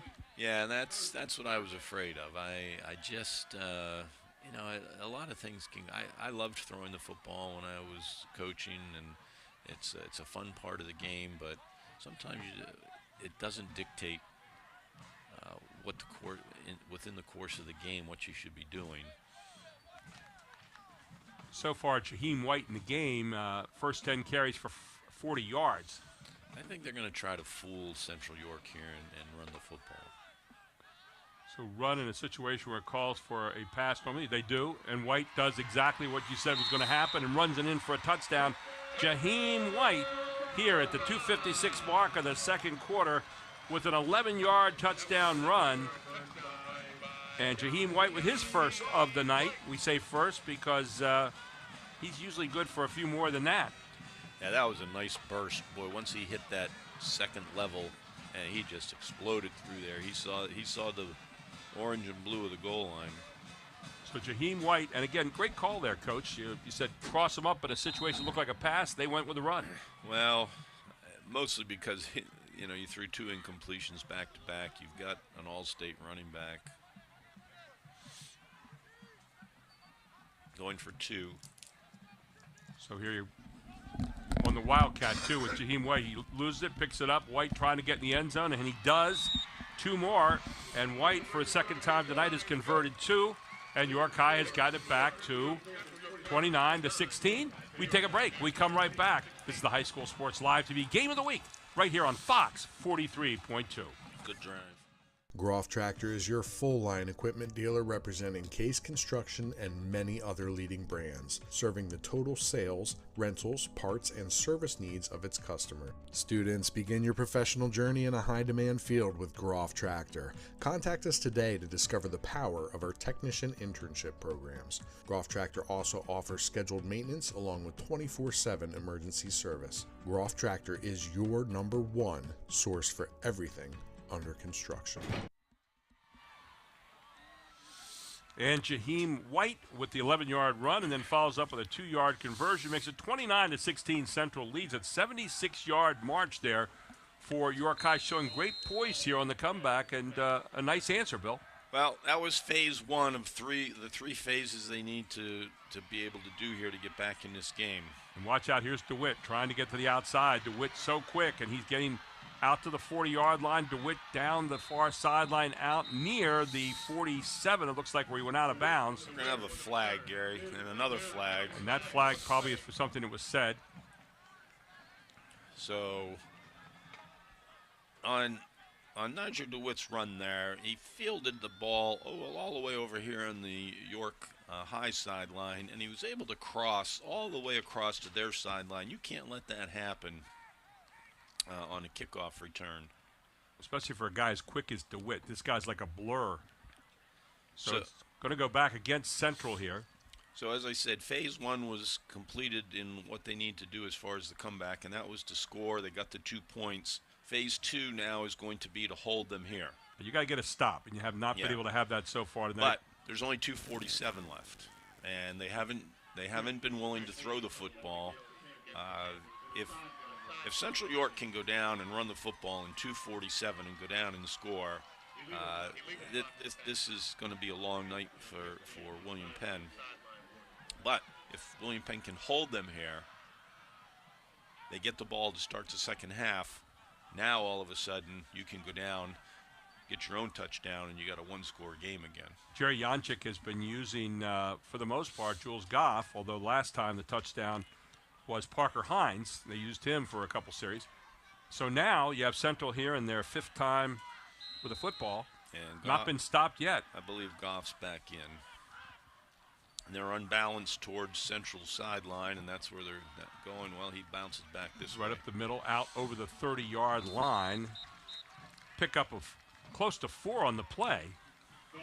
2:37 now to go to the half. Again, our Jack Giambalvo halftime report coming your way. Both teams do have all 3 of their timeouts. It'll be 2nd down now and 7. We'll give them officially a pickup of 3 on the play. And unless Central York gets behind the sticks significantly, I would hope York High would not use their timeouts here. 2:13 to go. Central doesn't appear to be in any great hurry right now.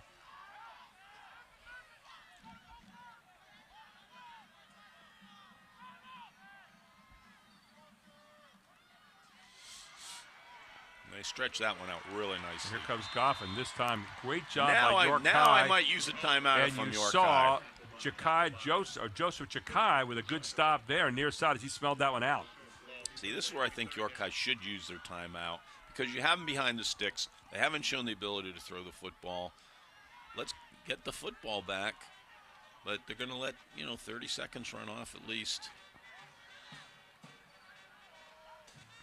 So no call here for York High on the timeout. I think what Janchek's going to do is let the clock run down, and then he'll call timeout. So it ticks on down here. 1:15. Again, Central probably going to be satisfied to try to get into the half here at some point. And, you know, it's kind of surprising. You thought York High might call a timeout there and get the ball back and have a little time to work with, right? Yeah, they let 30 seconds, 35 seconds go by. I understand where they're at. They need to regroup defensively. But you did have a chance there to hold them on third down and get that ball back quite possibly around your own 35, 40-yard line. When you have guys like Ward and White as playmakers, you can score from almost anywhere. So 1:05 to go here in the half. 29-16, Central leads it. Central with a third down now and 7 yards to go. And let's see what they dial up here. Jerry Janczyk. Here's a formation we haven't seen. I think that's Niger DeWitt in the backfield and not Goff. It is Niger DeWitt back there. DeWitt fakes it. DeWitt has some running room. Look out a hole, and he can get through it quickly. DeWitt gets the first down, and now you get a long throw for the flag. I mean, you got to watch that one. Well, they had him right at the line of scrimmage there. That would have been a big stop for them. This will be a big penalty. Tell you, that official must have thrown that flag 25 yards. And showing off his arm. Yeah, exactly. Oh, and it's against Central, or against York High, rather. Wow. Now we got a real change in the dynamic here because this is going to put them on the other side of the 50. Personal foul. And so now Central, a little different situation. Here you see Niger DeWitt. Oh, and there, I guess, hitting him up around the head. Is that what they were looking at there on the play? Well, he did. The official did signal that. So 53 seconds to go here. Pass. Looking to pass, and they've got a man downfield. It's Parker Hines. Parker Hines loose. Parker Hines down to the 15-yard line. And that first pass of the game for Central gets done at 45 seconds here in the first half. And that's what I had asked earlier. Could Jules Goff throw the football? He clearly can. Nice little loop down there, pitch and catch. You have to respect him for the run every time, and he throws it. It's very difficult, but you know when you're the corner, you have one job, and they're only putting one wide out there. So now 36 seconds to go. The clock is running. This will be a backbreaker. Here's Goff.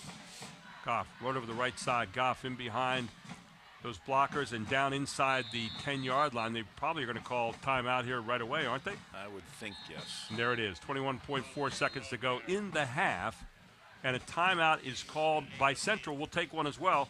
This is High School Sports Live TV's Game of the Week on Fox 43.2. At Capital Blue Cross, there are more yeses and fewer nos. Protecting your health and making it easier so you can spend time on what makes you smile. Helping our communities, your families, your businesses, big and small. We have you covered, going the extra mile. It's what we do. Capital Blue Cross, going the extra mile for you. Fans, Advanced Hoops Winter Program is out and ready to roll. Skill builders for kids into kindergarten through 4th grade. A special 3rd and 4th grade boys and girls 5-on-5, 5th and 5th and 6th competition games classes, as well as a middle school boys league on Sunday nights.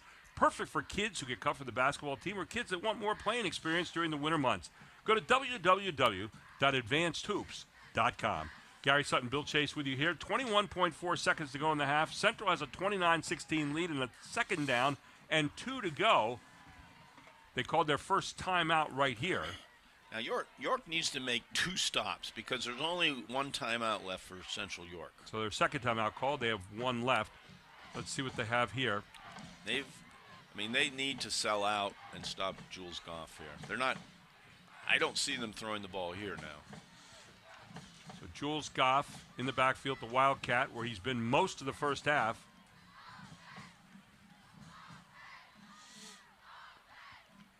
Goff wearing 0. He's done anything but tonight. He's been dynamite. That whole left side's been open all night long. It's going to be interesting if he ever goes there. There's that inside handoff. And again, it's DeWitt. And DeWitt's going to get in there. to the outside, an 8-yard run with the inside handoff to Niger DeWitt. I wondered if they go to that left side, and there they go with Niger DeWitt. Yeah, that was a backbreaker right there. You had them down here at 3rd and 8, and you had DeWitt stopped in the backfield, and then you ended up with the first down plus the 15-yard penalty. So now Parker back in to put up the extra point effort. The Central's now going up 35-16, about to try to put it up 20. With 17 seconds to go here in the first half.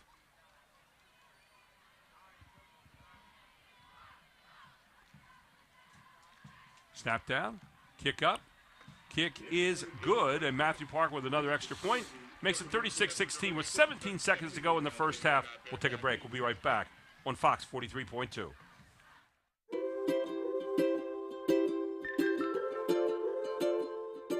All across Pennsylvania, families are living their lives in their own homes.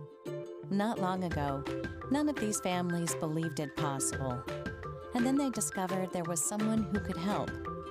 What was once only a dream is now a reality. Welcome home.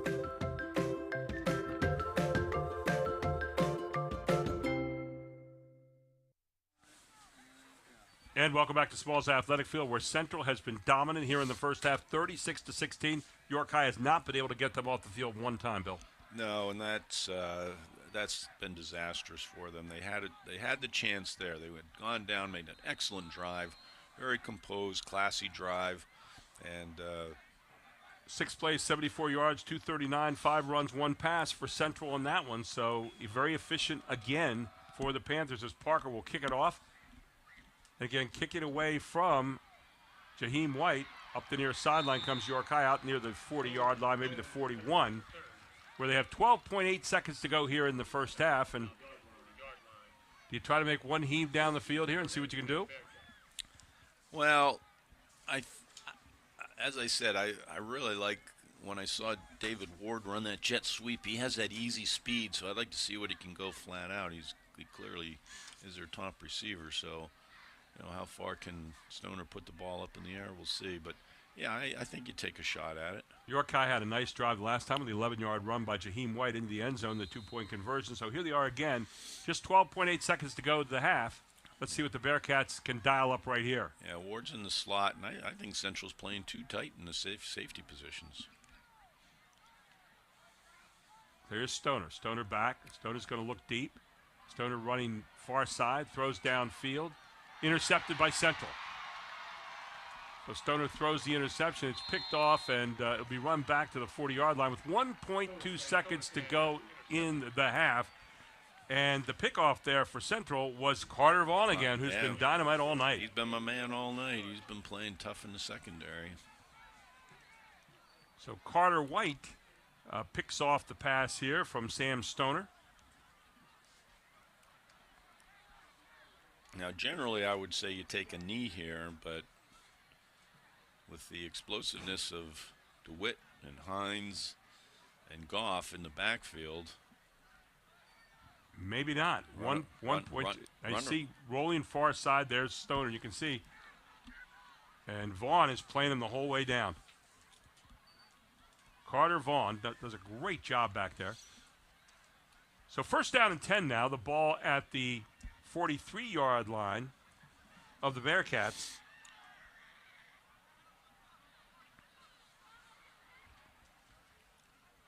And let's see if they choose to take a knee or if they choose to just get one more run and see what they can do. And they're just going to take the knee, and that will end the first half. And we are at the half. 36-16. Central leads it. We'll have our Jack Giambalvo halftime report coming up next. Our Capital Blue Cross and AT&T halftime stats and the Capital Region Insurance Agency first half highlights, all for you right here on Fox 43.2. Back right after this.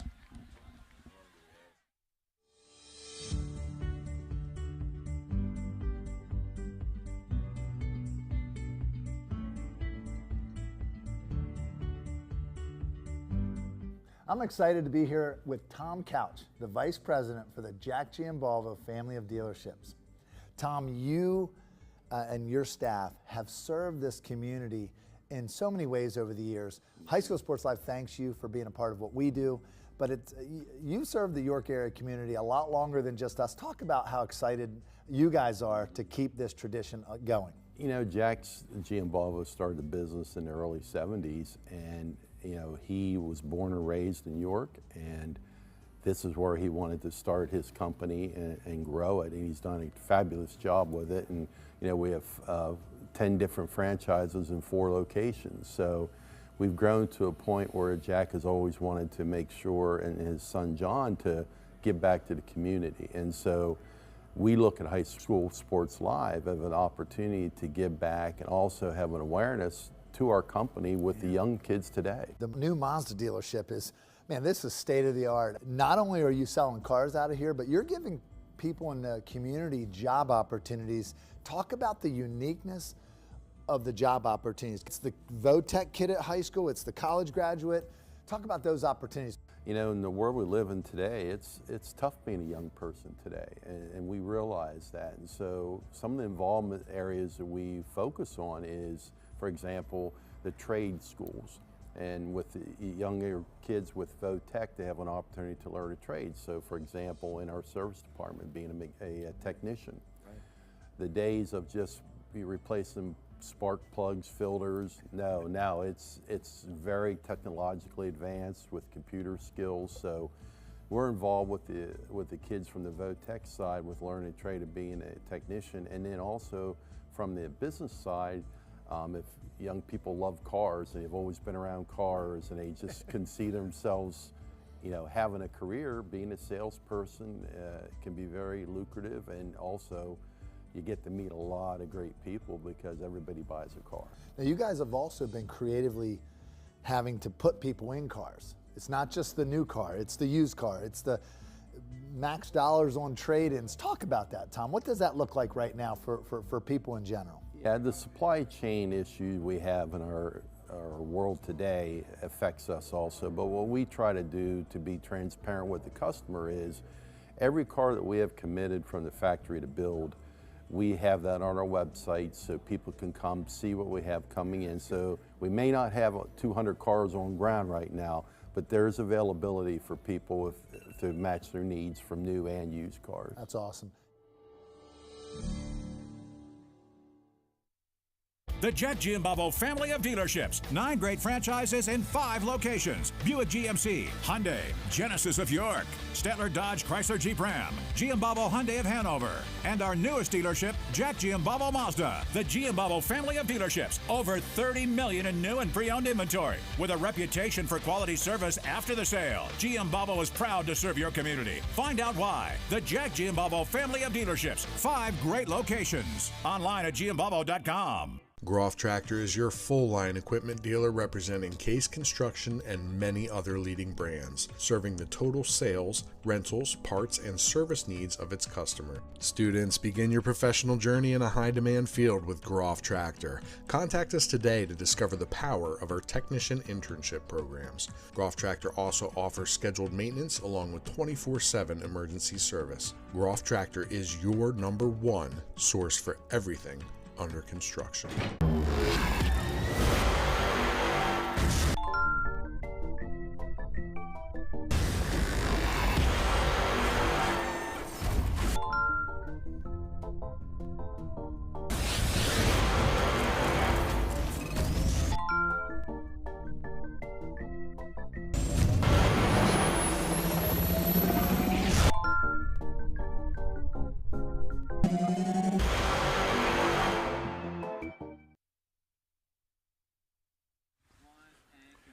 And welcome back to our Jack Giambalvo halftime report. As you get to watch the York High Band, or is it the York High Band or the Central Band we're looking at right here? I think it might be the Central Band here at half. But nevertheless, it is a big number here at the half. It's 36-16. Central is leading. And we're not on camera this half because of the fact we have a little technical difficulty up here. So that's all you really need to know. But you hear our dulcet tones here. Gary Sutton, Bill Chase with you. Bill, your thoughts about the first half here? Very classy performance by Central York. They knew coming in they weren't going to have their starting quarterback, and is a big part of their offense, a big part of their team in the biggest game of the year, and they've thrown one pass. Haven't had to do any more than that because their running game has been so successful. They've played really solid defense. They have held York High well under their average to this point, and if they can continue to do that, then that's going to be all she wrote. And Carter Vaughn on defense has had a stellar first half with 3 pass breakups and the interception late in that half. And you really haven't had the big numbers yet from Jaheim White, but you had 2 nice marches by York High, but you've kept him kind of under wraps. But again, they've gone to the pass a lot of times and gotten a little bit away from the run game. When they've come back to the run game and mixed it up, they've done pretty well with those 2 great marches in the first half. You look at Central, explosive. Jules Goff with the first 3 touchdowns, and then you toss in Parker Hines with a 77-yard run for a touchdown. You got DeWitt with a 6-yard run or 8-yard run for another touchdown. They just were dominant. And, you got to give credit here to Jerry Yonchik and his staff for really adjusting here. Nazir's still not there tonight at quarterback. He's been there all year long. He's not available for this game. And so what do? You go to the Wildcat, and you work it right, you work it left.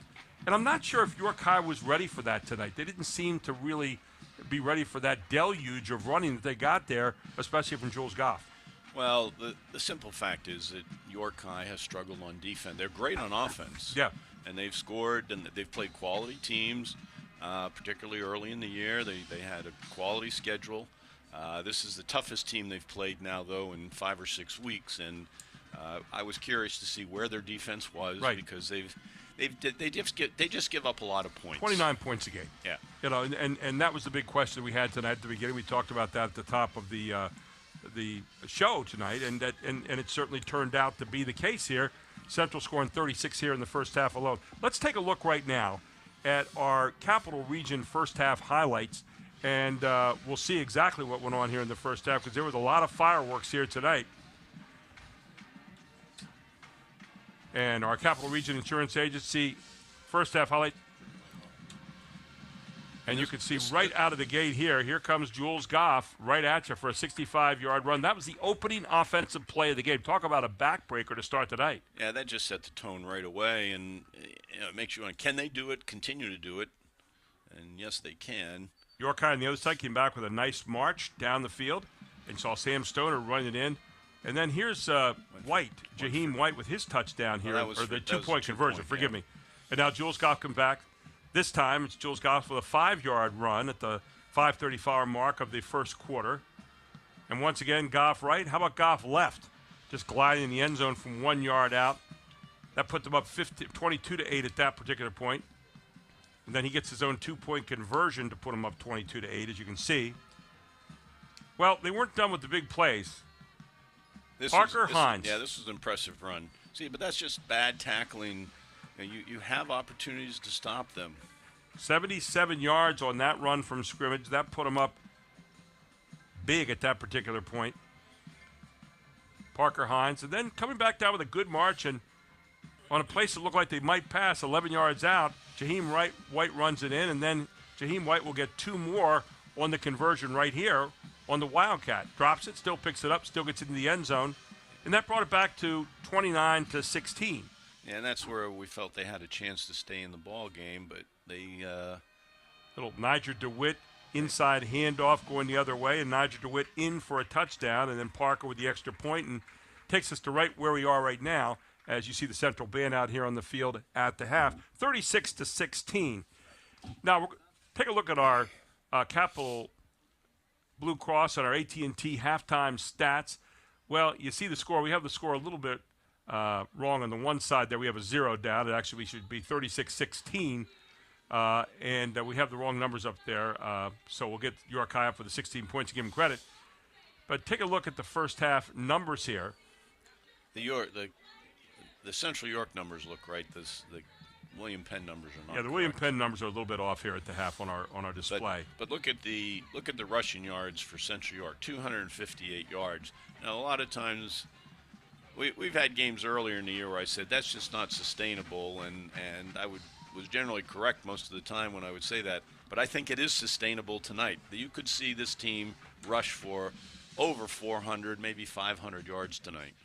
So, yeah, and that's exactly where they're going tonight. So for York High, they got to figure out a way to get Central off the field here in the second half as we're getting our scores corrected up there and our other information up there as well. But, what do you do in the second half right now if you're Russ Stoner and York High to stop this barrage? Well, first thing you're going to have to do, you have to score on the opening drive because Central York has not punted one time. And I kind of joked around about whether we would see the punters at all. York High's punted 3 times, and that's a huge difference in the game. Central York hasn't even come close to punting in the game, and if that continues, I don't know what to tell you. They need to tackle a little bit better. They need to fill gaps and find gaps in the defense a little quicker. And we'll see if they can do it. But that's the only they're going to have to come up with 2 or 3 stops. Maybe some turnovers will play a factor, but it's not going to be an interception. Going into the night tonight, the York Adams Interscholastic Athletic Association with Central and York High at 5-0. Dallastown behind them at 3-2 in Division I, and Southwestern at 2-3. Although Southwestern having a good year, 6-3 overall. Spring Grove 5-4 overall, but 2-3 also. In Division II of the York Area League, New Oxford, 5-0 in the league, 7-1 overall. And then York Suburban, 4-2 behind them, 6-3 overall. And there you now you see our numbers are corrected up there on the screen for our Capital Blue Cross and AT&T halftime stats. And 288 to 133. Looking a little bit different there, but still fairly dominant in the first half. You got Dover having a good season, 6-3. They're 3-2 there in Division II. But New Oxford looks like they're the team kind of going to win that division. And then finally in Division III, DeLone Catholic at 6-0. 1 game over Littlestown so far at 5-1. York Catholic comes in there at third at 4-2. They always have a pretty good program. And DeLone Catholic 6-3 overall, even though they're 6-0 in the league. You look at the districts, Bill. The districts so far, we have Central here. We're looking at tonight. Number 1. Obviously, York High number 6 tonight going in as well.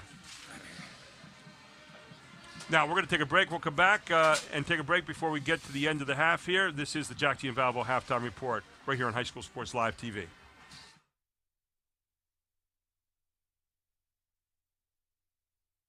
I'm with Dr. Calista Morris from OSS Health. She's an orthopedic sports medicine surgeon. Today, we're going to talk about shoulder injuries. What sport really kind of wins this, if you will, the injury battle? Yeah, absolutely, hands down, as some people may guess, football wins that battle, but very close by are wrestling and baseball. Okay. When it comes to baseball, pitching is absolutely the number 1, more so than field players or catching. So pitchers are the biggest risk. Football is kind of a conglomerate. Yes, we see them in the quarterbacks, but those are more contact positions. Right. So wide receivers, running backs, they get hit a little bit harder. I'm mentoring a young man. He's in my car the other day, and my shoulder hurts. I said, hey, what's going on, buddy? He said, I landed on my shoulder in practice. Do you tell him to go right back out there, or should they come in and get an x-ray, maybe like OSS Health, or should they, how do they know whether to be careful or just to keep going at it? If obviously there's deformity or anything like that to the shoulder just doesn't look right, come in right away, we'll get an x-ray. But if it just seems like a mild ache, give it a day or two, take some ibuprofen. Tylenol if you can tolerate it, and then if it's still not better within 72 hours, then definitely come in and get it checked out. Talk about preventative measures for shoulder injuries. Absolutely. So the number 1 thing for us is actually the shoulder blade. So if we can really strengthen the back and the shoulder blade, that helps the shoulder move better as a unit, puts you at less risk of injury.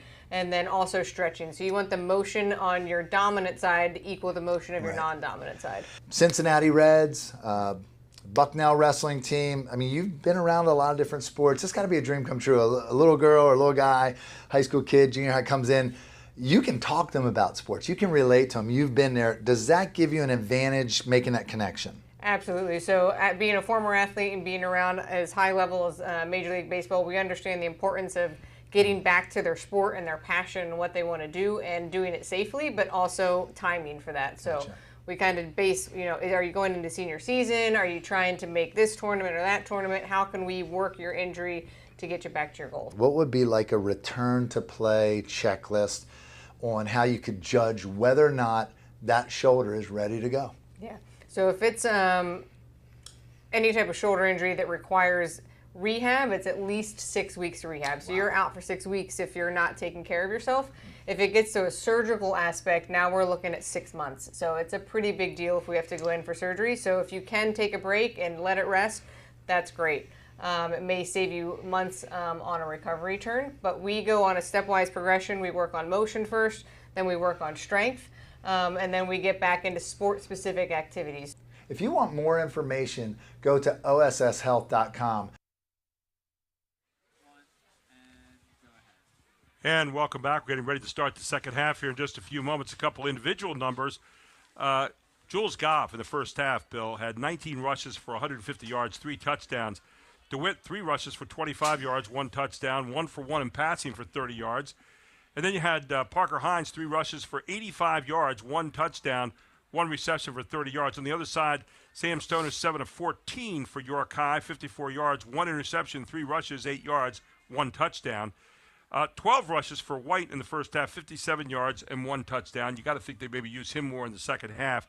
And then 3 receptions for Ward in the first half. David Ward for 24 yards. Those are some of the individual highlights as you see Central over there getting warmed up for the second half. Thoughts here as we head into the second half for Coach Jerry Onchek. He's got to be happy with what he saw in the first half. His team almost flawless. On the other side, if you're Russ Stoner, you got some adjustments you have to make. Yeah, I don't see Coach Jonchak over at Central York changing much of anything. Clearly, you have Jules Goff, but I've always been impressed with Najir DeWitt. Thank you. Number 21 from the first time that I saw him back in week 2. Parker Hines showed me something there. Carter Vaughn, their offensive front's clearly doing something, and their secondaries played very, very well. So they are a solid football program, and I said it after week 2 when they lost to Cumberland Valley.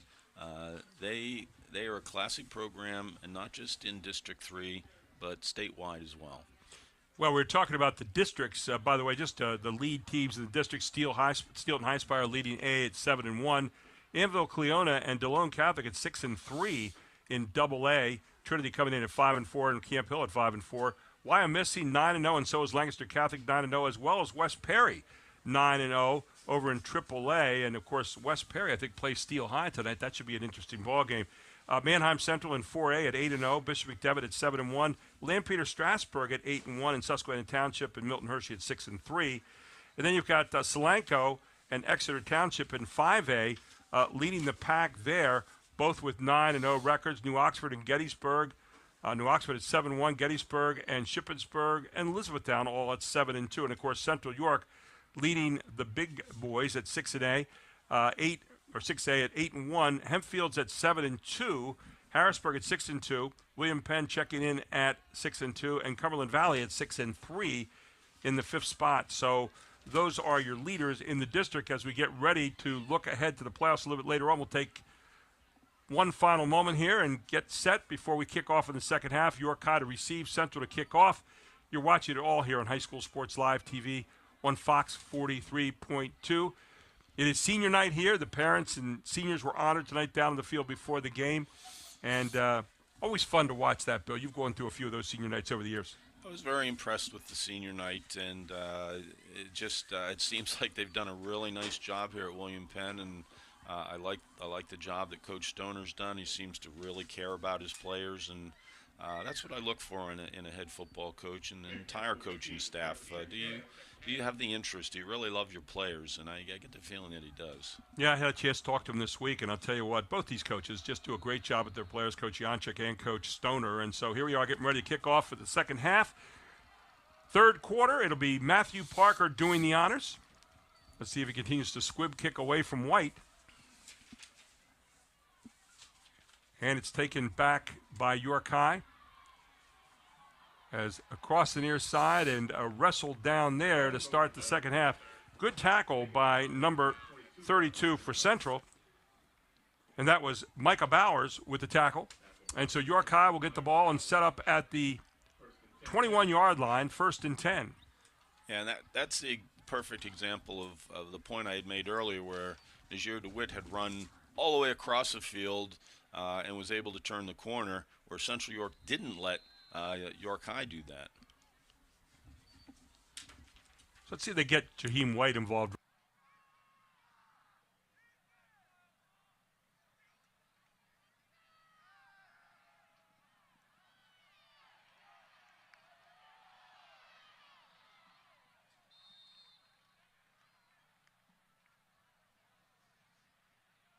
McBride takes the toss. Picks up 4 on the play. Tackled by number 3, Ethan Carlos. There is an injured Panther on the field.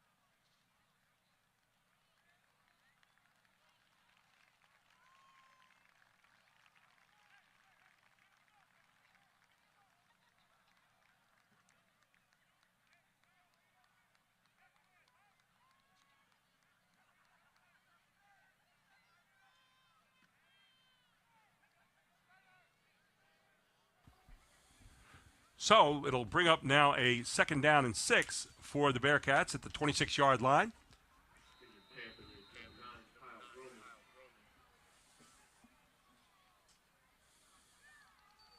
Man in motion again. Fake the jet sweep. Hand off to White. White right up the middle. White flashes out over the 40-yard line, out the 45, carrying a man with him to the 47-yard line. And just like that, Jaheim White with a shot up the middle. Now, folks, if you want to see what a Division I burst looks like, that's it. As soon as he hits that hole and he notices that there's clear space in front of him, there's just another gear that those types of backs have. Jaheim White gets a 1st down for York High, and they've been good in their drives tonight, especially when they've gotten him involved. Stoner calls out the signals, send a man in motion again. There it goes to White. White near side. White pushes the man down. White out to the 50. White across the 50 into Central Territory down near the 48.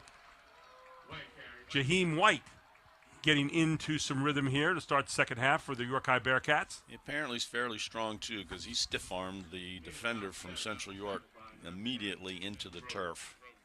2nd down and 4 now as the ball at the 48-yard line of the Panthers.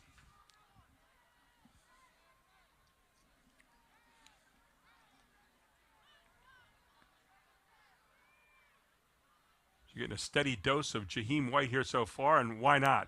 Do it again as Stoner fakes it this time, the pass, but Jaheim White brought down. Nice tackle on the play by Tyler Fry, a sophomore from Central. Yeah, he met him right in the hole and stood him up there. That was textbook right there. If you're going to get him, you better get him early because once he gets ahead of steam, he's all over you. All right, so we've got 3rd and 4, long 4. 4 down territory, no question about it. You're on the other side of the 50. Tyler Fry with authority on that tackle. So it'll be 2nd down now, or 3rd down rather, and 4. Bearcats trying to get to that 1st down marker. You got a quick hitch to Wade if you want it. Again, Stoner running to his right. Stoner's going to get caught, and Stoner's mowed down for a big loss on the play. As in on the tackle that time for the loss, big number 73, Scott Monk, came charging through. They closed fast on him, and that was one of the things that just couldn't happen. Now you're 4th and 10 here, and I just don't think you can afford to punt here. So Central with the football here. Do they try to keep this drive going, or York High with the football try to keep this drive going? They need to get down to the 44-yard line of Central. Right now they're at their own 47. So he's in a punt look. And he's going to punt it out of there again, end over end, and picked up by Central right there at the 23-yard line. And the ball's... No, that's a helmet. It's going to be a helmet loose there for the second, and Central gets it back out to the 34, maybe the 35-yard line, where they'll set up shop here in the second half with a 36-16 lead, all here on High School Sports Live TV. So a while back, I thought to myself, I'm never going to own a home. I'm going to have to rent forever. I didn't have money for a down payment. I had no credit history, and I just got out of a divorce. But PHFA showed me that home ownership is possible. They offer me a low-interest mortgage and a way to manage the closing cost. To me, this is more than just my home. It's a huge accomplishment and a new chapter in my life, thanks to PHFA. And banging over the left side there, looks like Jules Goff to start the offensive series here for Central. And he should be a little bit rested from halftime. They used him somewhat sparingly in the second quarter. If they can go down and score here, then I think Jules Goff can kind of go in cruise control for the rest of the night. Started at the 35-yard line, pick up a 3. We'll bring up second down and 7 at the 38 as we tick down to 8:26 to go here in the third quarter. Central in command by 20 and with the football. They've not had to punt the ball one time yet tonight. No, and for William Penn to be in the game, they're going to have to make them punt a couple of times, no question. Jules Goff already has 3 touchdowns here this evening. Guy that's being looked at by Duke and Boston College, among others. Goff near side. Goff is going to be taken down, and a good tackle back there for York High. And it looked like that was number 4, Jaheim White, doing the tackling. So he shows you I not only can run it, I can also tackle pretty well too. Yeah, he must be a pretty strong young man, because he just snatched that leg and lifted Goff right off the ground with one arm. Yeah, I mean, just threw him down. So it'll be third down now. These are the situations that York High is going to have to put Central York in. And don't respect the pass, but you have to respect the fact that they have shown they will run a little inside reverse handoff. That little opposite direction thing where you're rolling right and then you inside handoff and go back and no one's home. So third down and 8 now. Oh, we got a snap here. Was going to be a passing play, and covering it up is Goff, and a big loss on the play all the way back to the 15-yard line. And if you're York High, that's what the doctor ordered right here. That's exactly what the doctor ordered. Now we're going to have to see a punt. Central with their first big mistake here tonight. Even though they have a 20-point lead, York High is explosive, and now you have a chance to get good field position. Back to receive, it'll be David Ward, and he's got some speed. On the other side, let's catch the ball. You got the punter Parker, wants to get it out of there, and does. Pretty good punt by Parker, and it's going to hit a Central player on the way by. It'll be down at the 48-yard line where York High will get good field position. But I think if the officials saw it, player got hit back there on the Central side. Yeah, probably made 4 or 5 yards difference there. No instant replay in high school football, so it'll be 1st and 10. Now, I'd like to see York High get into one of their methodical drives. If you've got to run Jaheim White 7 times in a row, then do it. So you need to score here and leave a few minutes left in the third quarter. And then they showed last series they can stop Central York. And there you saw it look like it hit the back of the leg of one of the players, rolled ahead probably for another 5 or 6 yards. So 1st and 10 here. Stoner back there again. Stoner looking out in the flat. He's got Jaheim White. White going one-on-one. White down the near sideline and step out of bounds right around the 45-yard line or 44-yard line of Central. Now that's a way of getting the ball into White's hands without having him to bang him up inside every time. He is their second leading receiver with 22 catches. So it'll be second down and a short 1 on this one. Ball at the 44-yard line of Central. York High needs to get some points on this one. Down 36-16 with 6:14 to go here in the third. No, I like the matchup here with Ward on the inside. There's Montrez Jackson banging over for that first down and getting it. Jackson has answered the bell so far tonight every time he's been called on. York High went 4 wideouts there, and they were there was no safety in the middle of the field. And they were pressing David Ward in the slot. That's a really hard cover for the slot defender with a receiver the caliber of Ward. So they'll move the chains. Ball down to the 41-yard line. 1st and 10 here for the Bearcats. A good position at 47-yard line after the missed snap by Goff. The same defensive look here. 1st and 10. Stoner back. Stoner quick pass near sideline. Has his man over here on the sideline. That's going to be Quentin Price, and another quick pass, and York High on the move again.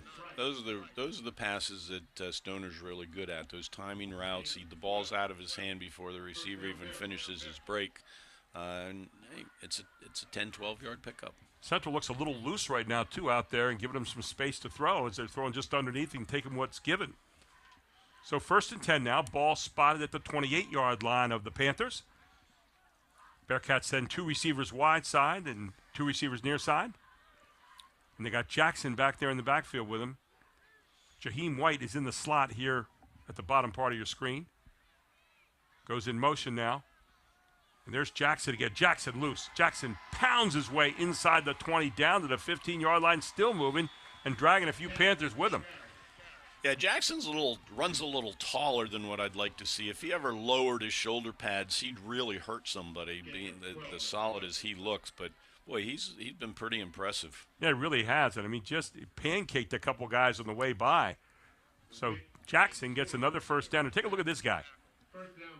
Number 30 coming right up your grill and dragging a few people along with him. So 1st and 10, ball at the 16-yard line now of Central, and the Bearcats on the march, trying to crawl back into this game. There's Stoner. Stoner throws out in the flat, has his favorite receiver, David Ward, but Ward brought down very quickly.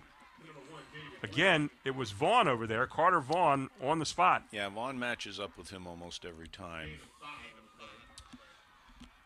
So they were down here before in the first half, and they decided to throw the ball a couple of times. I'd be disappointed if they don't run it a couple of times here and get the first down and then the touchdown. Pick up a 5 of the play. We 2nd down and 5. Ball now spotted at the 12-yard line for the Bearcats. Smart started back at their own 47-yard line. So getting the short field to work in here. Here's White in motion. Handoff again. This time it's Jackson. Jackson still is going to lunge forward down near the 10. Should bring up 3rd down and about 3. You're in 4-down territory. You can still run the ball 2 times. They're always putting White in motion. They haven't really used him yet in that motion, that jet sweep. It'll be interesting to see if they do that sometime soon here. Yeah. This is a key down. You don't want to be 4th and 3 or 4th and 4 here. You need to get positive yardage. So Stoner has the play. Sends the receivers wide again. A lot of times this is a running play in modern football. You might see Jackson again. 3rd down and 3. Stoner, straight back. Stoner looks, end zone, has his man open. Touchdown. And was that Jaheim White? Yes. On the 3-yard touchdown pass to Jaheim White here. And with 3:12 to go in the 3rd quarter, York High back on the board, and a nice comeback right here. Yeah, he throws that short to intermediate route really nice. That's about the 3rd time they've run the slant.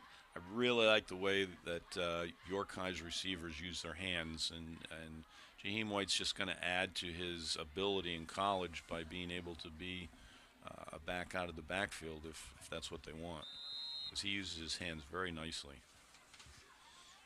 So again, they're going to go for 2 here. And Stoner will be back this time instead of White. Stoner looking to pass.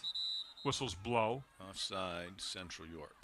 So Central York goes offside. So half the distance to the goal line will now make it 1.5 yards out. And you might change your play here now. Yeah, I think I give it to number 30.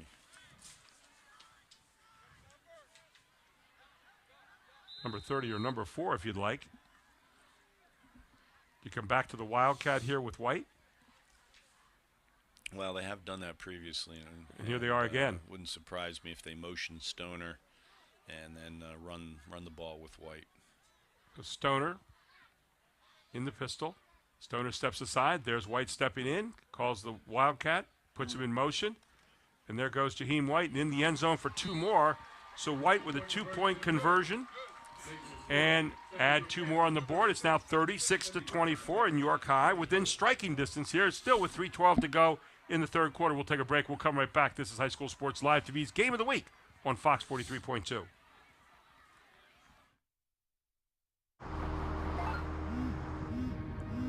you want to answer that? Nah, I'd never with a kid in the car. It's okay. I'm not here.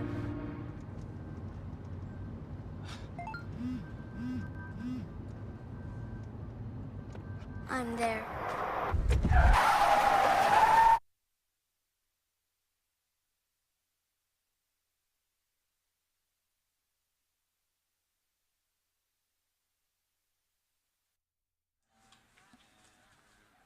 And York High with a 53-yard drive from their own 47 cashes in yet another touchdown and 2-point conversion, 24 points. They're down by 12, and now they squib it down the field again.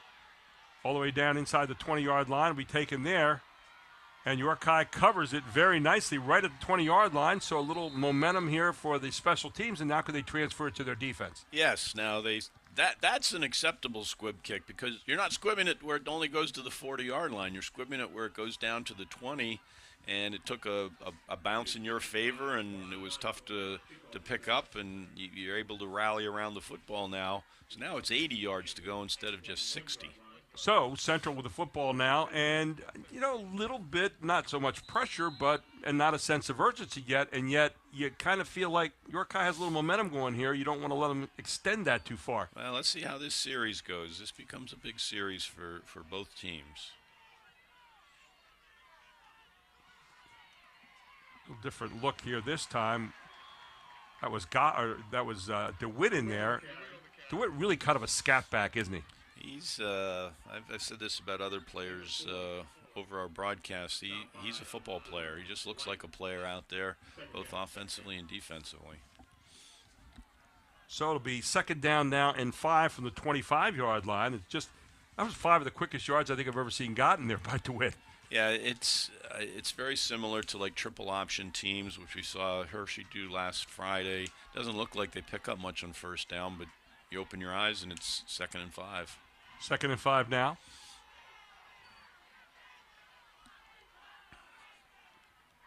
Long count. And DeWitt to the left side again, trying to find some room, and he'll get over the left side, a little short of first down yardage, out near the 30, where it should bring up 3rd and maybe a short 2 or a long 1. Let's call it a short 2. So a pick up a 4 will make it 3rd down and 1. So you're at least putting them in 3rd down situations. If we recall the last 3rd down situation, the ball was snapped over Goff's head. Put them in 3rd down situations and make them make a play. In the first half, you weren't putting them in any 3rd down situations. So now at least you have a chance to try to stop them here on 3rd down.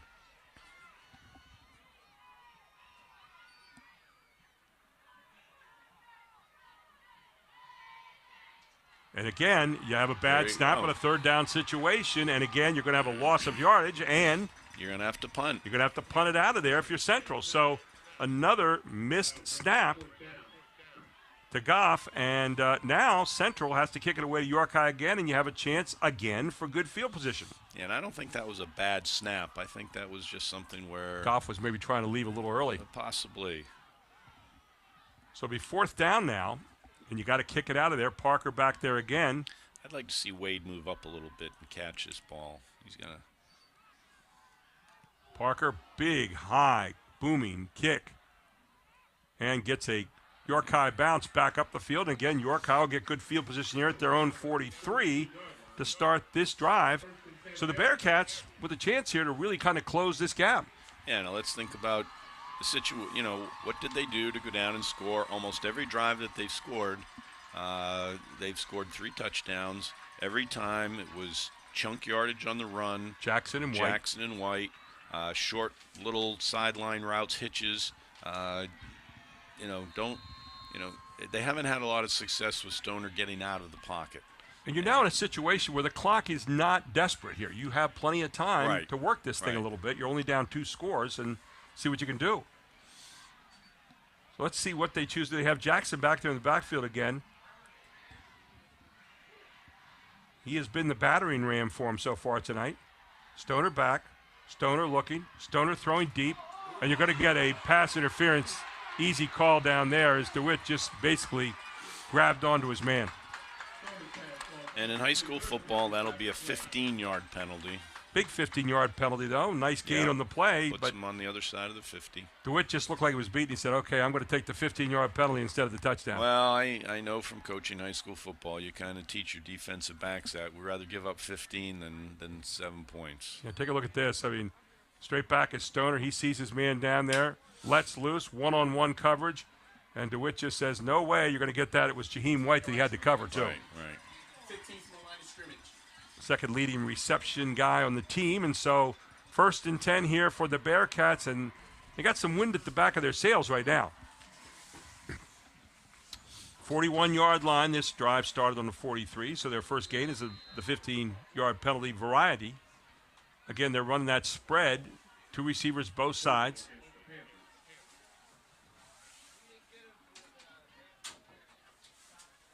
Stoner again, flacks out to the flat. Jaheim White with it. Jaheim White dodges one man. Gets through and gets down to the 35-yard line. He just makes you miss so quickly.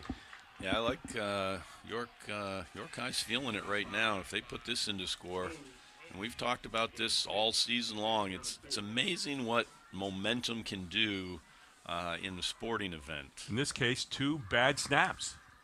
And they're going to let the clock run down, and let's play the 4th quarter. Yeah, it runs down underneath 10 now, and York High with the ball, down 36-24, but right now a chance to pull it back.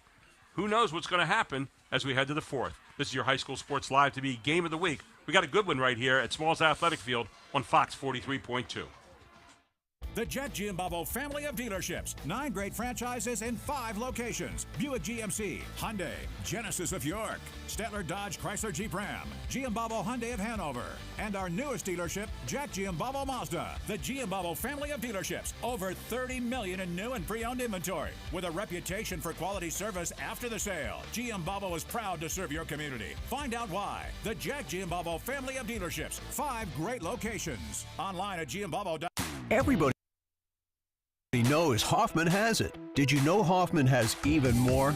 There's the fully stocked Hoffman Ford Parts and Accessories Department, the Hoffman state-of-the-art collision facility, confidence in our ultra-modern service facility, peace of mind with master technicians, satisfaction with low prices. Do I really need to say it again?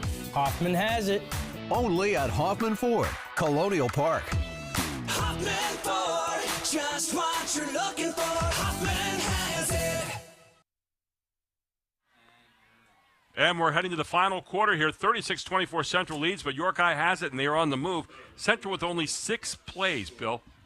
Yeah, that's the formula that we talked about was the only hope for York High to get back in the ball game. And 6 plays, no first downs after 258 yards rushing in the first half. York High down to the Central 36, where it's 2nd down and 4. Maybe we're going to throw here.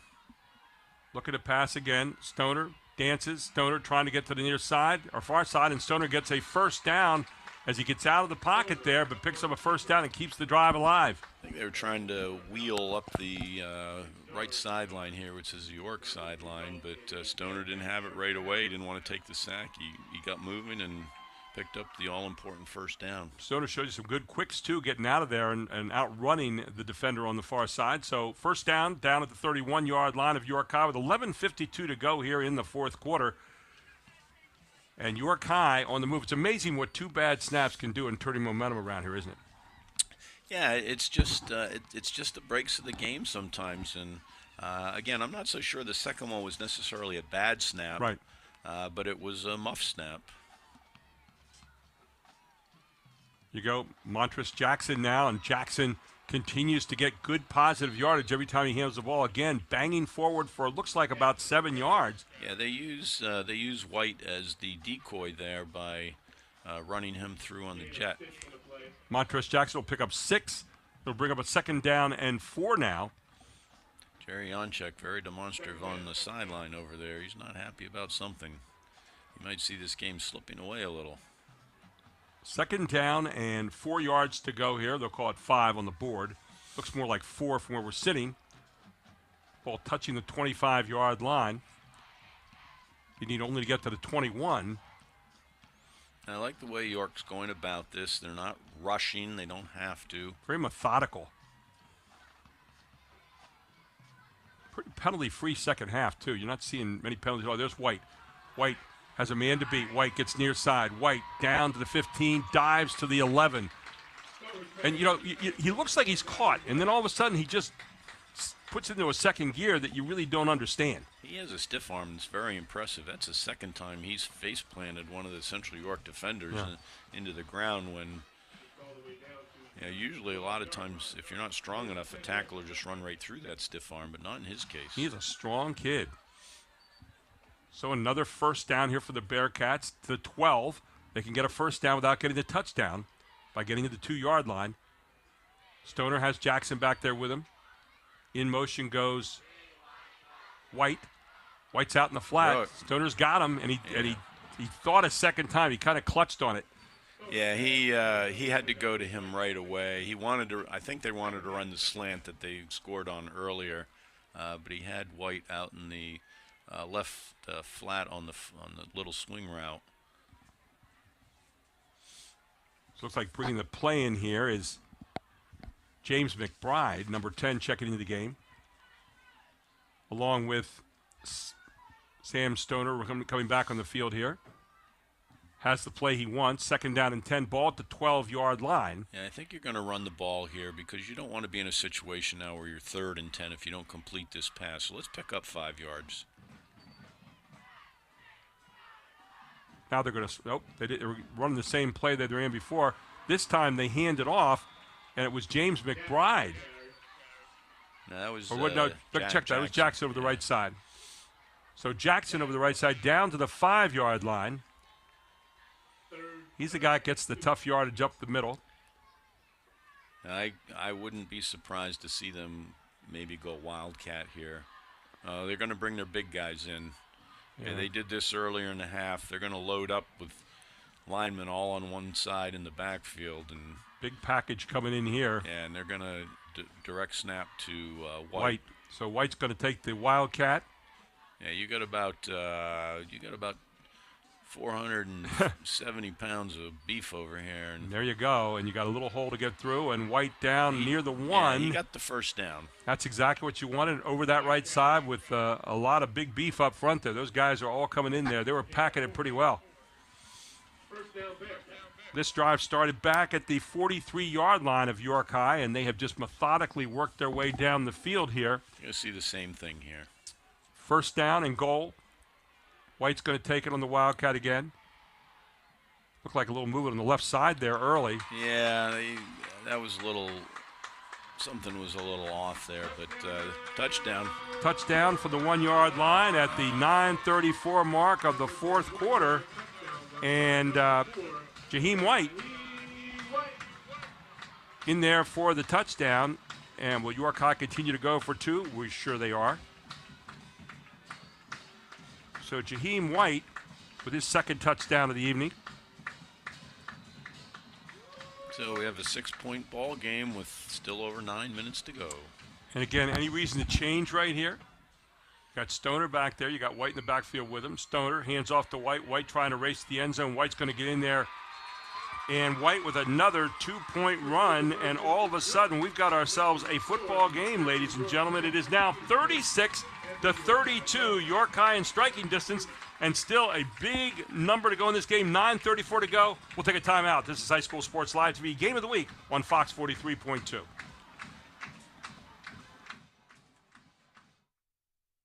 Everybody knows Hoffman has it. Did you know Hoffman has even more?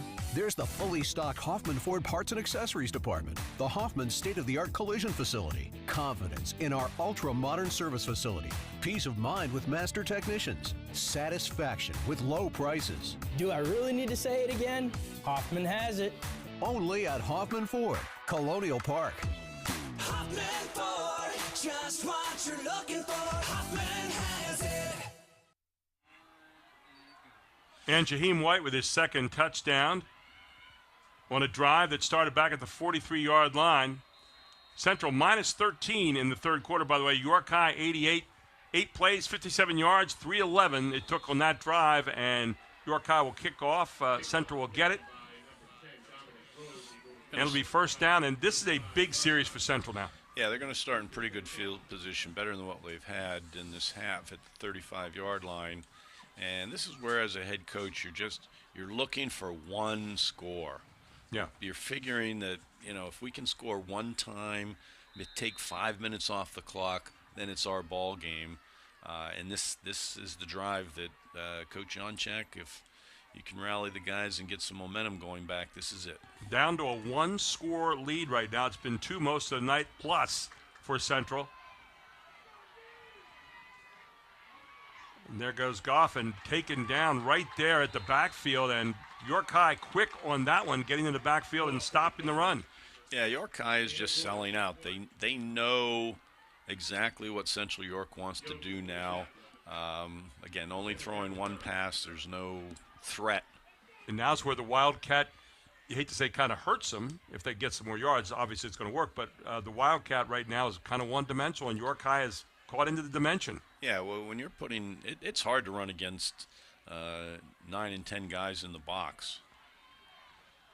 So here's Central again, tight formation, one receiver far side.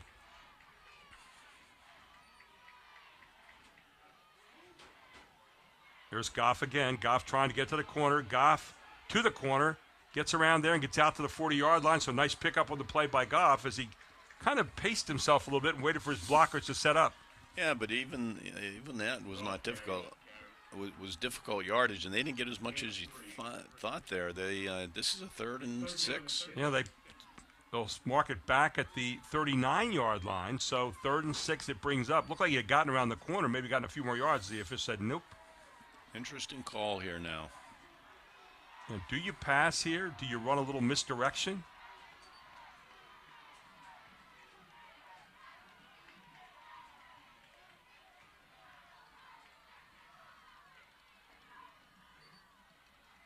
So Goff straight up the middle, and Goff gets the big first down. They needed that one.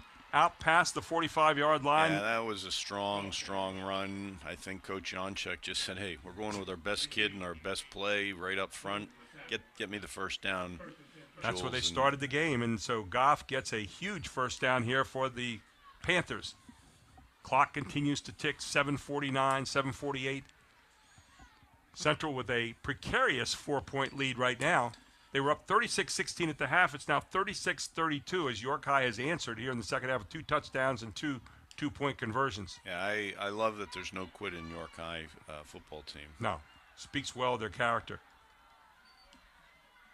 So Central trying to answer with their own character march right now. Here goes Goff, and Goff gets taken down, but not before he gets about 5 on the play. See, now if they start to allow him to get these 4 or 5 yards at a chunk, it brings back the horrific memories of the first half of can we stop him, can we stop him? So they have to keep taking gambles. They have to keep slanting into gaps, and they have to get in those gaps. They can't allow themselves to be stood up and allow penetration. You look up at that front line right now for Central, and you've got Danny Pham, Colin Glassmeyer, Elijah Inners, Thad Shaw up there, Wilfredo Toro, Scott Monk, Ethan Carlos up there. Those guys doing a good job up front here for Central, pushing through right now. Here's Goff again, and he's just saying, I'm coming right at you, and another first down. Nothing fancy at all. They're right back to where they started Yeah, the game. They're not running outside the tackles. They're running between the tackles right now. This is, we think we can beat you up the middle right now, and it's power on power. Still 40 yards to go. Look at this, though. Just right over that right side. And, again, enough of a hole there. And one of the guys blasting that hole right there is number 50. You saw Wilfredo Toro on that right side. I mean, it was no mistake that they rushed for 258 yards in the first half. So you know that they can, and you know that York High is susceptible to this.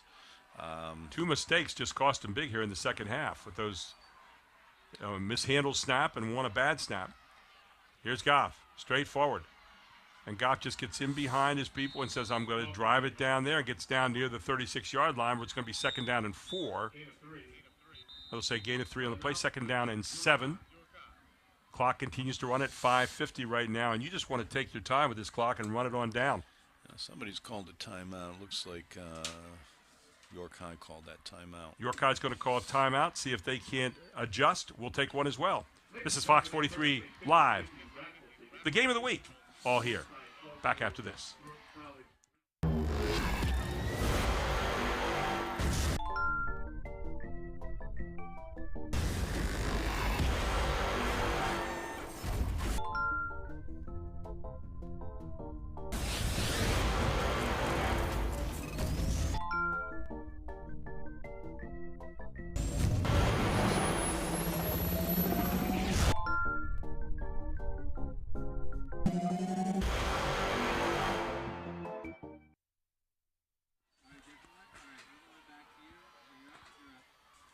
And welcome back here. It's Fox 43 Sports Live TV Game of the Week. And right now, it's Central with the football. 5:50 to go here in the fourth quarter. And Central getting first down just by giving to Jules Goff and doing this. Straight up the middle, and Goff with another straightforward first down. And York High just can't stop him right now. Yeah, he's a beast coming through there. Really tough.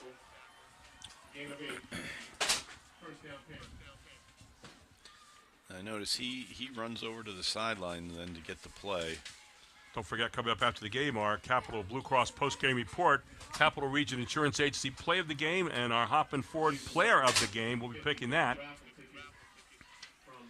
I don't know why he goes over to get the play. I think Coach Jonchek's just saying, run the same play. Yeah, do that again.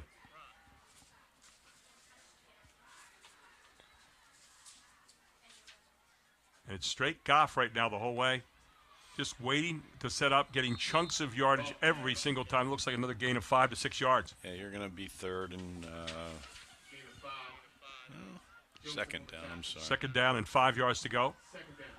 So the ball down to the 24-yard line now. Just grinding it out, making the clock your friend here. And the 2 upbacks from Central York are doing a really nice job. Najir DeWitt and I think it's a Johnny Walker. So it'll be 2nd down and 5 to go here for Central. No thought that they might change at this particular point. It's working what they're doing. Yeah, I would be surprised if they go outside any tackles. Their offensive line is doing some serious blocking. By the time Goff gets there, they're 2 yards on the other side of the line of scrimmage. Yeah, at some point, for York High to win this game, somebody's got to shoot a gap. Somebody's got to beat. But I'm also, and I can't tell from up here in the booth, but their splits have to be pretty tight down there on the offensive line. This is almost like goal line situation where you cut your splits down and you don't let any penetration come through. We're down to 4 minutes now. 3rd down, and I would dare say the biggest 3rd down of the game. Well, this is 4-down territory right now for Central probably. 3rd down and 3 right now. York High needs a stop. Central needs a first down. It's that simple. Goff again. Goff gets jammed. Did he get to the first down marker, though? Well, that's close. It looks like they're, oh boy, I can't tell. He's very, very close. Depends on where his knee came down, the official will mark it.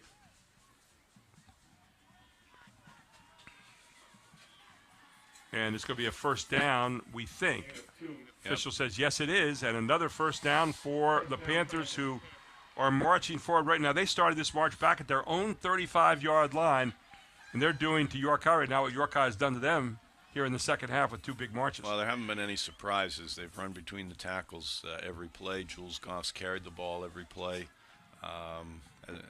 Thankfully, they gave him some blows in the second quarter. He's ready to go here. You said in the first quarter you can't keep this up the whole game, but got a few breaks, had to win it a few times, Hines it a few times, and now here he is to finish it off for Central if they can do it. Goff again, Goff over the right side. Goff shoots his way down for yet another 5 to 6 yards, maybe even 7 on this one. And even if they don't score, clock becomes an issue now. And you're putting York High in bad field position, 2:47 to go in this one right now. Because they're not going to snap the ball until they absolutely have to. And in the Wildcat, it's a lot easier to do that. You don't have guys spread out all over the field. You don't have motion. You know, you're just lining up, and you can snap the ball until that official raises his hand that there's 5 seconds left. Again, that front line there, Danny Pham, Wilfredo Toro, Colin Glassmeyer, Elijah Inners, Scott Monk are really pushing this York High team around right now. Take a look and see when he gets to the hole here, you're already 1 to 2 yards into the other side. And there it is again. It's pushing forward, being stopped, but inside the 10-yard line now. So York has used their second timeout now, which they basically have to do. Right. You have to have some time if they do score to come back. We'll take a timeout as well. It's 2:05 to go in this one, 36-32, Central marching on High School Sports Live TV's Game of the Week on Fox 43.2. Groff Tractor is your full-line equipment dealer representing Case Construction and many other leading brands, serving the total sales, rentals, parts, and service needs of its customer. Students, begin your professional journey in a high-demand field with Groff Tractor. Contact us today to discover the power of our technician internship programs. Groff Tractor also offers scheduled maintenance along with 24/7 emergency service. Groff Tractor is your #1 source for everything under construction. It'll be first down and 10 now at the ball at the 10-yard line. So that's first down and goal for Central, and this is the game. Yeah, so they have 1 timeout left. You could run 1 play, and then you could take 2 knees actually and take it under a minute. Now I don't think they'll do that. I think they're going to try to score. They are not going to kick a field goal. No. If they come to 4th down, even though a field goal would put them 7 points ahead. There goes Goff, and Goff diving for the end zone. That's going to bring up second down rather. But again, a gain of 4. And there's no indication here that York High can stop them from scoring right here. 1:44. Second down, 6 yards to go. I wouldn't even be surprised if Central York lets the clock run all the way down and then they call timeout. So the clock definitely your friend right now. And they're going to walk to the sideline. They're going to call timeout right now as they walk over to talk to Jerry Yunchik. He's going to let it run down until it's... And then he'll call a timeout and milk this thing for as far as it can go. It's down to 113, 112. And stop it at 111. And a timeout again. We'll take one as well. This is High School Sports Live TV's Fox 43 Game of the Week. At Capital Blue Cross, there are more yeses and fewer nos. Protecting your health and making it easier so you can spend time on what makes you smile. Helping our communities, your families, your businesses, big and small. We have you covered, going the extra mile. It's what we do. Capital Blue Cross, going the extra mile for you. Central, 2nd and 6, and the ball is at the 6-yard line. 2nd and goal, actually, and it's 36-32. 1:11 to go in this one. York High right here, you have to stop it, and then you have to find a way to quickly score on the other end, and they're really up against it right now, Bill. Yeah, this was the drive that Central York had to have. This is only the 3rd time they've had the ball in the second half. Right. The second half has been much, much quicker as far as time concerned in play. than the first half. Started this drive at the 35-yard line. It's now down to the 6. Goff with it, and Goff into the end zone, and that from the 6-yard line. So a 6-yard run for Goff here at the 1:09 mark of the fourth quarter, and that should pretty much put it away as Goff with his 4th touchdown of the night. Injured player down on the field for a moment, coming off, and I believe that is David Ward. Looks like number 6. Is it 6 coming off? We'll check that then. How about Joseph Chakai? So Joseph Chakai limping off there at the near sideline. Yeah, very nice drive for Central York. They basically said, we'll buckle it up, you buckle it up, and let's see who wants to be the champs of the division. 65-yard drive, and Central York about to put it back up to 11 points if Parker can nail this, and he does. And so it's 43-32. Central leads it. 1:09 to go in this one. Quick break. We'll be right back. This is the Game of the Week on High School Sports Live TV.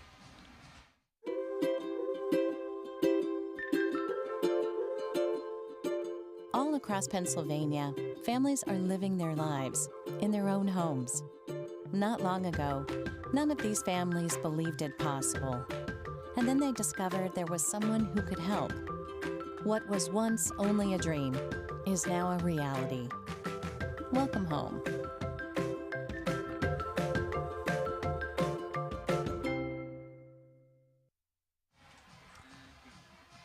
Well, if you're the Central band, you're pretty happy right now. You can see them over there playing the fight song, but Central responded with the march of the year here. They were pushed 36-32. They hadn't scored in the second half. They'd only run 6 plays, and they go from 65 yards from their own 35 and march it down the field. 14 plays, 65 yards, 8:25. They ate up a lot of clock. No play longer than 9 yards.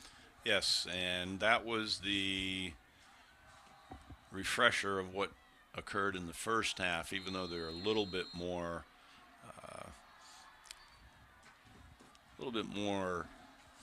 diverse in the first half. Yeah, this was right back to where they started the game. We're just coming right at you, and they did exactly that. York High with the football. They're going to pitch it back here, and a little hook and ladder play almost as Jahir White gets it. They want to get into White's hands. Yes. So, assuming Central York wins this game, and though I don't have a doctorate in calculus, I'm thinking that this will keep Central York the #1 seed in the 6A for the Division III playoffs. I don't, a lot of it has to do with power rankings, who you beat, but they're beating a 6A team with a good record, so chances are they're going to finish #1. What's it do to York High? It might bump them down. I think they started today at number 6. It might bump them down to 7. I don't see them going any lower than that. Yeah, you got Wilson at 7-2 behind them right now. Carlisle then is at 5-4. So Wilson's playing Manheim Township tonight. Right. So That's a big game. If they win that game, that's going to get them some points. But if they lose that game, they may stay. It may stay just as it is. And you look at this Central team, and we go back to the Bo Probula talk at the beginning of the year, and everybody's saying, well, they haven't lost since whenever. They haven't lost a game in the YAI since 2018. Looks like they're going to keep that record intact here tonight. They're going to win their 4th straight championship here for the Division I, and obviously ranked #1 in the district. But people are saying, what are they going to do after Bo Probula? Well, they've shown they can do a lot of different things right now, including play the Wildcat when their quarterback's not here on a given night. Nazir's still obviously not in this game tonight, but they really adjusted very, very well. A very versatile team. Yes, and they were fortunate that they were playing a team that just is not strong defensively. It allowed them to be one-dimensional. They're in a championship game against a high-scoring team, and they only throw 1 pass. Well, we saw this offensive line in the second half against Cumberland Valley, and this offensive line has shown up again here tonight for Central. When you talk about Inners, Glassmeyer, Pham, Toro, and Monk, I mean, these guys are just getting it done out there. Yeah, it is clearly one of their strengths. Oh, White looking to pass downfield and not going to be done again. Who is it down there covering? Yeah, the guy we've called all night long, Carter Vaughn. That's my man. And I'll tell you what, you watch this guy, he is like a whirling dervish down there. I mean, he's full of excitement on every play. Well, they've matched him up with David Wade, who is clearly York High's top guy. David Ward not able to get too many passes thrown his way tonight. That Carter Vaughn didn't have something to say about it. Yes, did I say Wade? Sure, okay. But it's Ward. Okay, sorry, David. I got it right all night. That play took a long time to develop on the option. So it'll be second down now and 10. Stoner looking again deep. And you're going to get pass interference as the arm got grabbed onto down there, and a good call by the official. So it'll be a 15-yard penalty here for York High. And obviously, if York High could score quickly, we would get the most exciting play in football, that being the onside kick. But obviously, they understand how quickly you have to score here if they're going to get a chance to get back in. They're looking for big chunk yardages on the play here. Well, they have the guys that can break things. Again, you'd like to find White out there somewhere and let him go one-on-one or one-on-two in the secondary. So it's all the way down to the 41-yard line now, and we'll see what York High has in mind. They got Jackson in the backfield with him. They have White out here in the near sideline as a receiver. And Central's much more off the receivers than what they were earlier. They're looking for White, and the defensive player falls down, but overthrown by Stoners. I think White was supposed to turn a different way than what Stoner thought he was going to turn. See, and I don't think you need to be throwing the ball 40, 50 yards downfield right now. Pick up 12 yards here. Pick up 15 on the next play. You can stop the clock on offense in a lot of different ways. Well, and if you get it in the hands of number 4, right, a lot of things can happen even if you throw a 10 or 12-yard pass. Yeah, and remember, the clock does stop on a first down, so you can get a first down and get up and clock the ball, throw it into the ground, stop the clock that way. You'd like to save your last time out. Right now you've got people playing 10, 12 yards off the ball, and there you go. But a tough pass there from Stoner. He throws to the sideline and just a little too far to catch for White. Brings up third down and 10 now. But that's the type of route we're talking about there, where he had Jaheim White open. Yeah, White in a crossing pattern that time. I'd like to thank our statistician tonight, Travis Sparks, for doing a great job. So let's get the first down here. Don't get too greedy. Get the first down. Live for another play. So here you go. You need a first down to get something else going on for you here. 39.9 seconds to go. Stoner looks. Stoner all the way to the end zone. He's got White down there, and White is going to take it, but it's going to be incomplete. And who was there again? This time it was Nigel DeWitt, and I think you're going to get some taunting here, a flag thrown. Yes, I think my football player, Nigel DeWitt, gave a little finger shake to Jaheim White and telling him not on this night. Yeah, you don't need that. Yeah, it's 15 yards, and now you're giving him some life. Your game's done the talking all night long. You don't need to put the voice behind it. I know in basketball, I used to tell my players, let your game do the talking. I'll take care of protecting you, but, that's why coaches are there. So now, where you had a play stopped and bringing up a fourth down, now you get back and you have a first down again for York High. And a little bit of new life, not a lot of it, 33.7 seconds to go, but a chance. And there's no quitting these Bearcats, as we've already seen. Yeah, so again, I don't think you need to throw for the end zone, but you only have so many plays left with 33 seconds left. White's in the backfield. I'm guessing they're not throwing down here to 30. Throw it out to White and let him take off. That's exactly what they're going to do, and there's White. White trying to find a place to go. Not going to do it this time, and Central bottles him up. He made the mistake of not getting out of bounds there. I think he could have, and now they've got to use their last time out. So 23.4 seconds to go, the last time out used here by York High. Pickup of probably about, let's call it 5 on the play, maybe 6. That's somewhat inconsequential at this particular point now with only 23.4 seconds to go. You need to get a touchdown. We'll take a very quick break. We'll come right back. This is High School Sports Live TV's Game of the Week. So a while back, I thought to myself, I'm never going to own a home. I'm going to have to rent forever. I didn't have money for a down payment. I had no credit history, and I just got out of a divorce. But PHFA showed me that home ownership is possible. They offer me a low-interest mortgage and a way to manage the closing cost. To me, this is more than just my home. It's a huge accomplishment and a new chapter in my life, thanks to PHFA.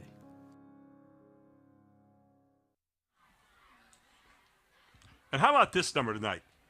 Jules Goff with 36 rushes for 190 yards. That is a lot of carries, but I was thinking after 15 carries in the first quarter, he was going to end up with 50 carries. About 143 yards there in the first quarter, and after that they calmed down a little bit. But most of his yardage, 8 and 9 yard variety, the pass is just a little bit high. Yeah, I had a feeling they would go for the end zone on that one. They had him on a little skinny post route there. Dave Ward, his favorite receiver, but couldn't quite hang on to that one. A little high, had to be high. He was guarded well. So this, the third down now, and 4. Again, that's somewhat academic at this point. 19.6 seconds to play in this one. Yeah, I think now you're to the point where you have to throw to the end zone. You have to score here or on the next play so that you at least have some type of hope. Coming up, we'll have our post-game report brought to you by Capital Blue Cross. Says, here's Stoner looking. High pass up in the air. He's got Ward. Ward is going to take it in. Looks like a touchdown. If not, a pass interference.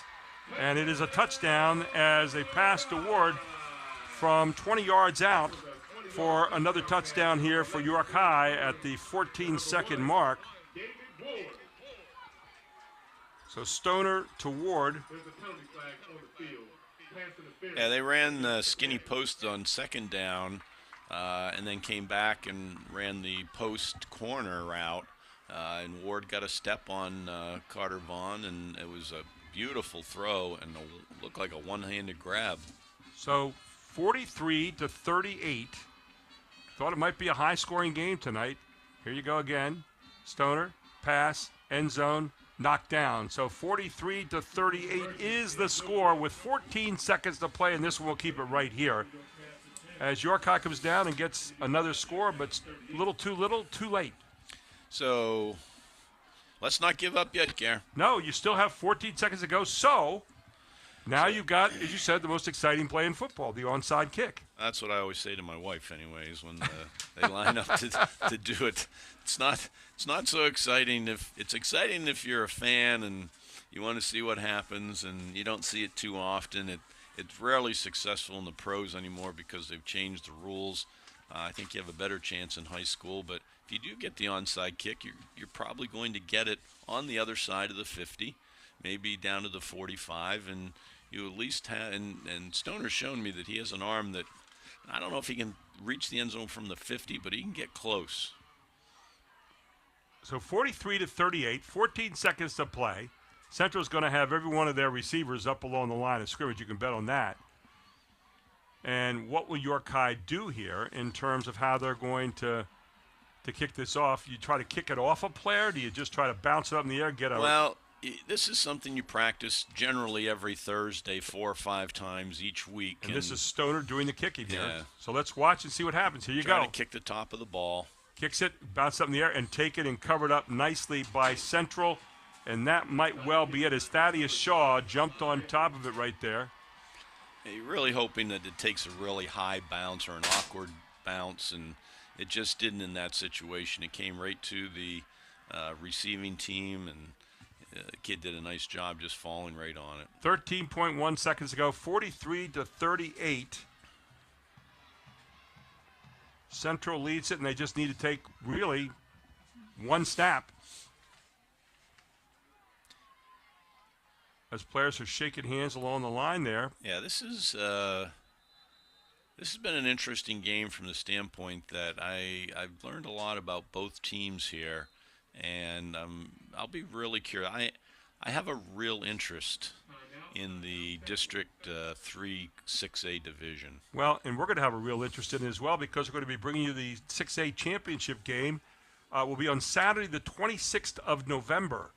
and we will be bringing that live to you on High School Sports Live TV on Fox 43.2. Looking forward to that. Wherever that is going to be played, we got a lot of football to play between now and then. Yeah, and I could almost predict who the finalists or semifinalists would be in the other 5 divisions, but in this division, it's almost impossible to project who's going to be there at the end. Well, the Central team, you'd certainly have to think, has a pretty good chance. They do, so they'll have the advantage of playing the 8th seed. They take 8 6A teams. And there you have the knee, and that should be just about it, as they cannot stop the clock in York High. 43-38, Central wins this Battle of the Cats. They win the YAIAA Division I championship for the 4th straight year. And we will come back with our Capital Blue Cross post-game report, our Capital Region Insurance Agency play of the game, and our Hoffman Ford play of the game right after this. This is High School Sports Live TV's Game of the Week on Fox 43.2.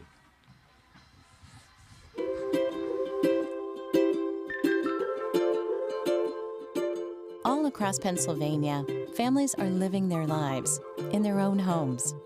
Not long ago, none of these families believed it possible. And then they discovered there was someone who could help. What was once only a dream is now a reality. Welcome home.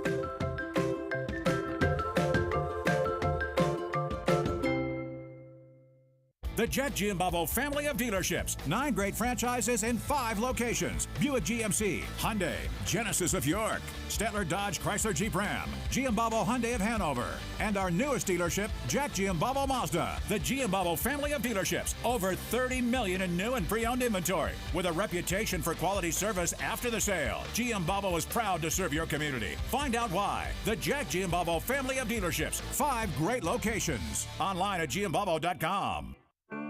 At Capital Blue Cross, there are more yeses and fewer nos. Protecting your health and making it easier so you can spend time on what makes you smile. Helping our communities, your families, your businesses, big and small. We have you covered, going the extra mile. It's what we do. Capital Blue Cross, going the extra mile for you.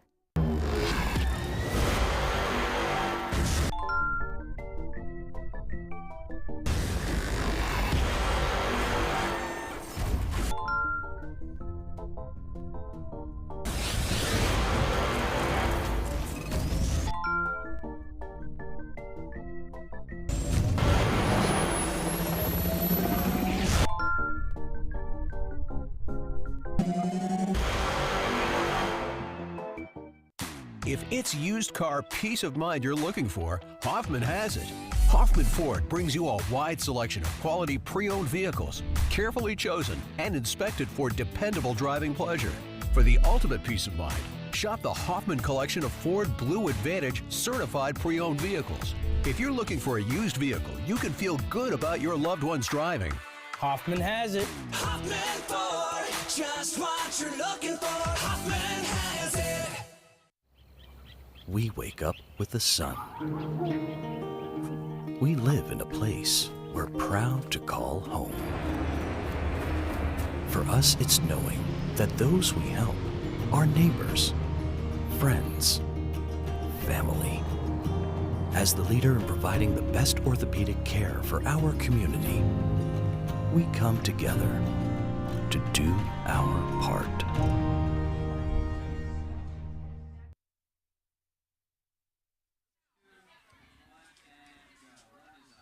And welcome back to our Capital Blue Cross post-game report. Your final score here, 43-38. Central winning their 4th straight YAIA Division I championship over York High tonight. York High goes to 5-1. Overall, they will be now 6-3, while Central moves to 9-1 and 6-0 here, winning the Division I championship again tonight. Bill, final thoughts on this one? Well, I just think it's so cool when you have, growing up and playing football, high school football in Western Pennsylvania, we had to travel miles and miles to play football teams and get competition. Whereas here, you might have kids that live right across the street from one another. They know each other so well, and it was a good, clean game. You could tell after the game, a lot of the players did know one another and congratulated each other. And then who knows, they may see each other again. Very well could. Central #1 going into districts now, and York High number 6, maybe number 7 after tonight. We'll wait and see. But you look tonight at our Capital Region Insurance Agency play of the game. There are a number of them to choose from tonight. I'm going to be anxious to see what they chose. Here is our Capital Region Insurance Agency play of the game.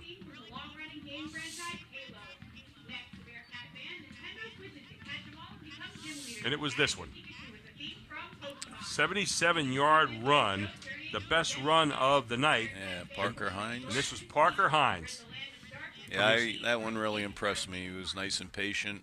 23-yard line. You see him right here. Watch how patient he is here. There's the hole right there. He breaks that tackle has to be made there. Yep. And he breaks it and then takes off. And Parker Hines on the night that Jules Goff looked pretty good. Parker Hines had the big run of the night, 77 yards. So that was our play of the game tonight, our Capital Region Insurance Agency play of the game. And then our Hoffman Ford player of the game tonight. Well, this guy did yeoman duty all night long. 36 rushes, 190 yards, and 4 touchdowns, 36 rushes. This guy worked all night long. This was the opening play of the game offensively. 65 yards to the house went Jules Goff. He's being looked at by Boston College and Duke and probably some other universities as well. And then a 2-point conversion into the end zone again. He did that. He had 3 other touchdowns to go with this and a few more 2-point conversions as well. Take a look. This is a 1-yard dive. And Jules Goff saying, yep, I had a lot of fun tonight. 4 touchdowns, 190 yards. And you can see Jerry Youngchuck over there talking to his team tonight. And, man, you talk about paying attention. There you have it. Well, I said in the week 2 when we covered Central York, with a name like Jules Goff, you're probably pretty good. Yep, and he did it tonight. DeWitt had 5 rushes, 33 yards, a touchdown. 1 for 1 on passing, 30 yards. He also had Hines tonight, 3 rushes for 85 yards, 1 touchdown, 1 reception, 30 yards. You saw that a moment ago in our play of the game. Stoner, 15 out of 26 for York High, 137 yards, 3 total touchdowns, 1 interception. 143 total yards for White tonight, 3 touchdowns. He was impressive again. And then Ward, 5 receptions for 49 yards and a touchdown. 43-38, your final score tonight. I want to thank Travis Sparks, our statistician, Charlie Fortney for all the hard work he put in this, Chad Edwards and his whole crew, and John, our director tonight. Our Invicta staff did a wonderful job. Fox 43 for all the hard work they get, and the wonderful people here at York High for their hospitality here at Smalls Athletic Field tonight. Our next game, stay tuned for it. It's going to be on November the 26th. It will be our 6A championship in District 3, and it all will be right here on High School Sports Live TV on Fox 43.2. Stay tuned later on tonight for Fox 43 Football Frenzy on Friday night at 11 o'clock. Todd Sadowski and the whole crew will be checking in, and we'll be checking back here again for a final wrap-up. But again, your final score and a championship of Division I of the YAIAA, 43-38, the Central Panthers win it again. For Bill Chase, I'm Gary.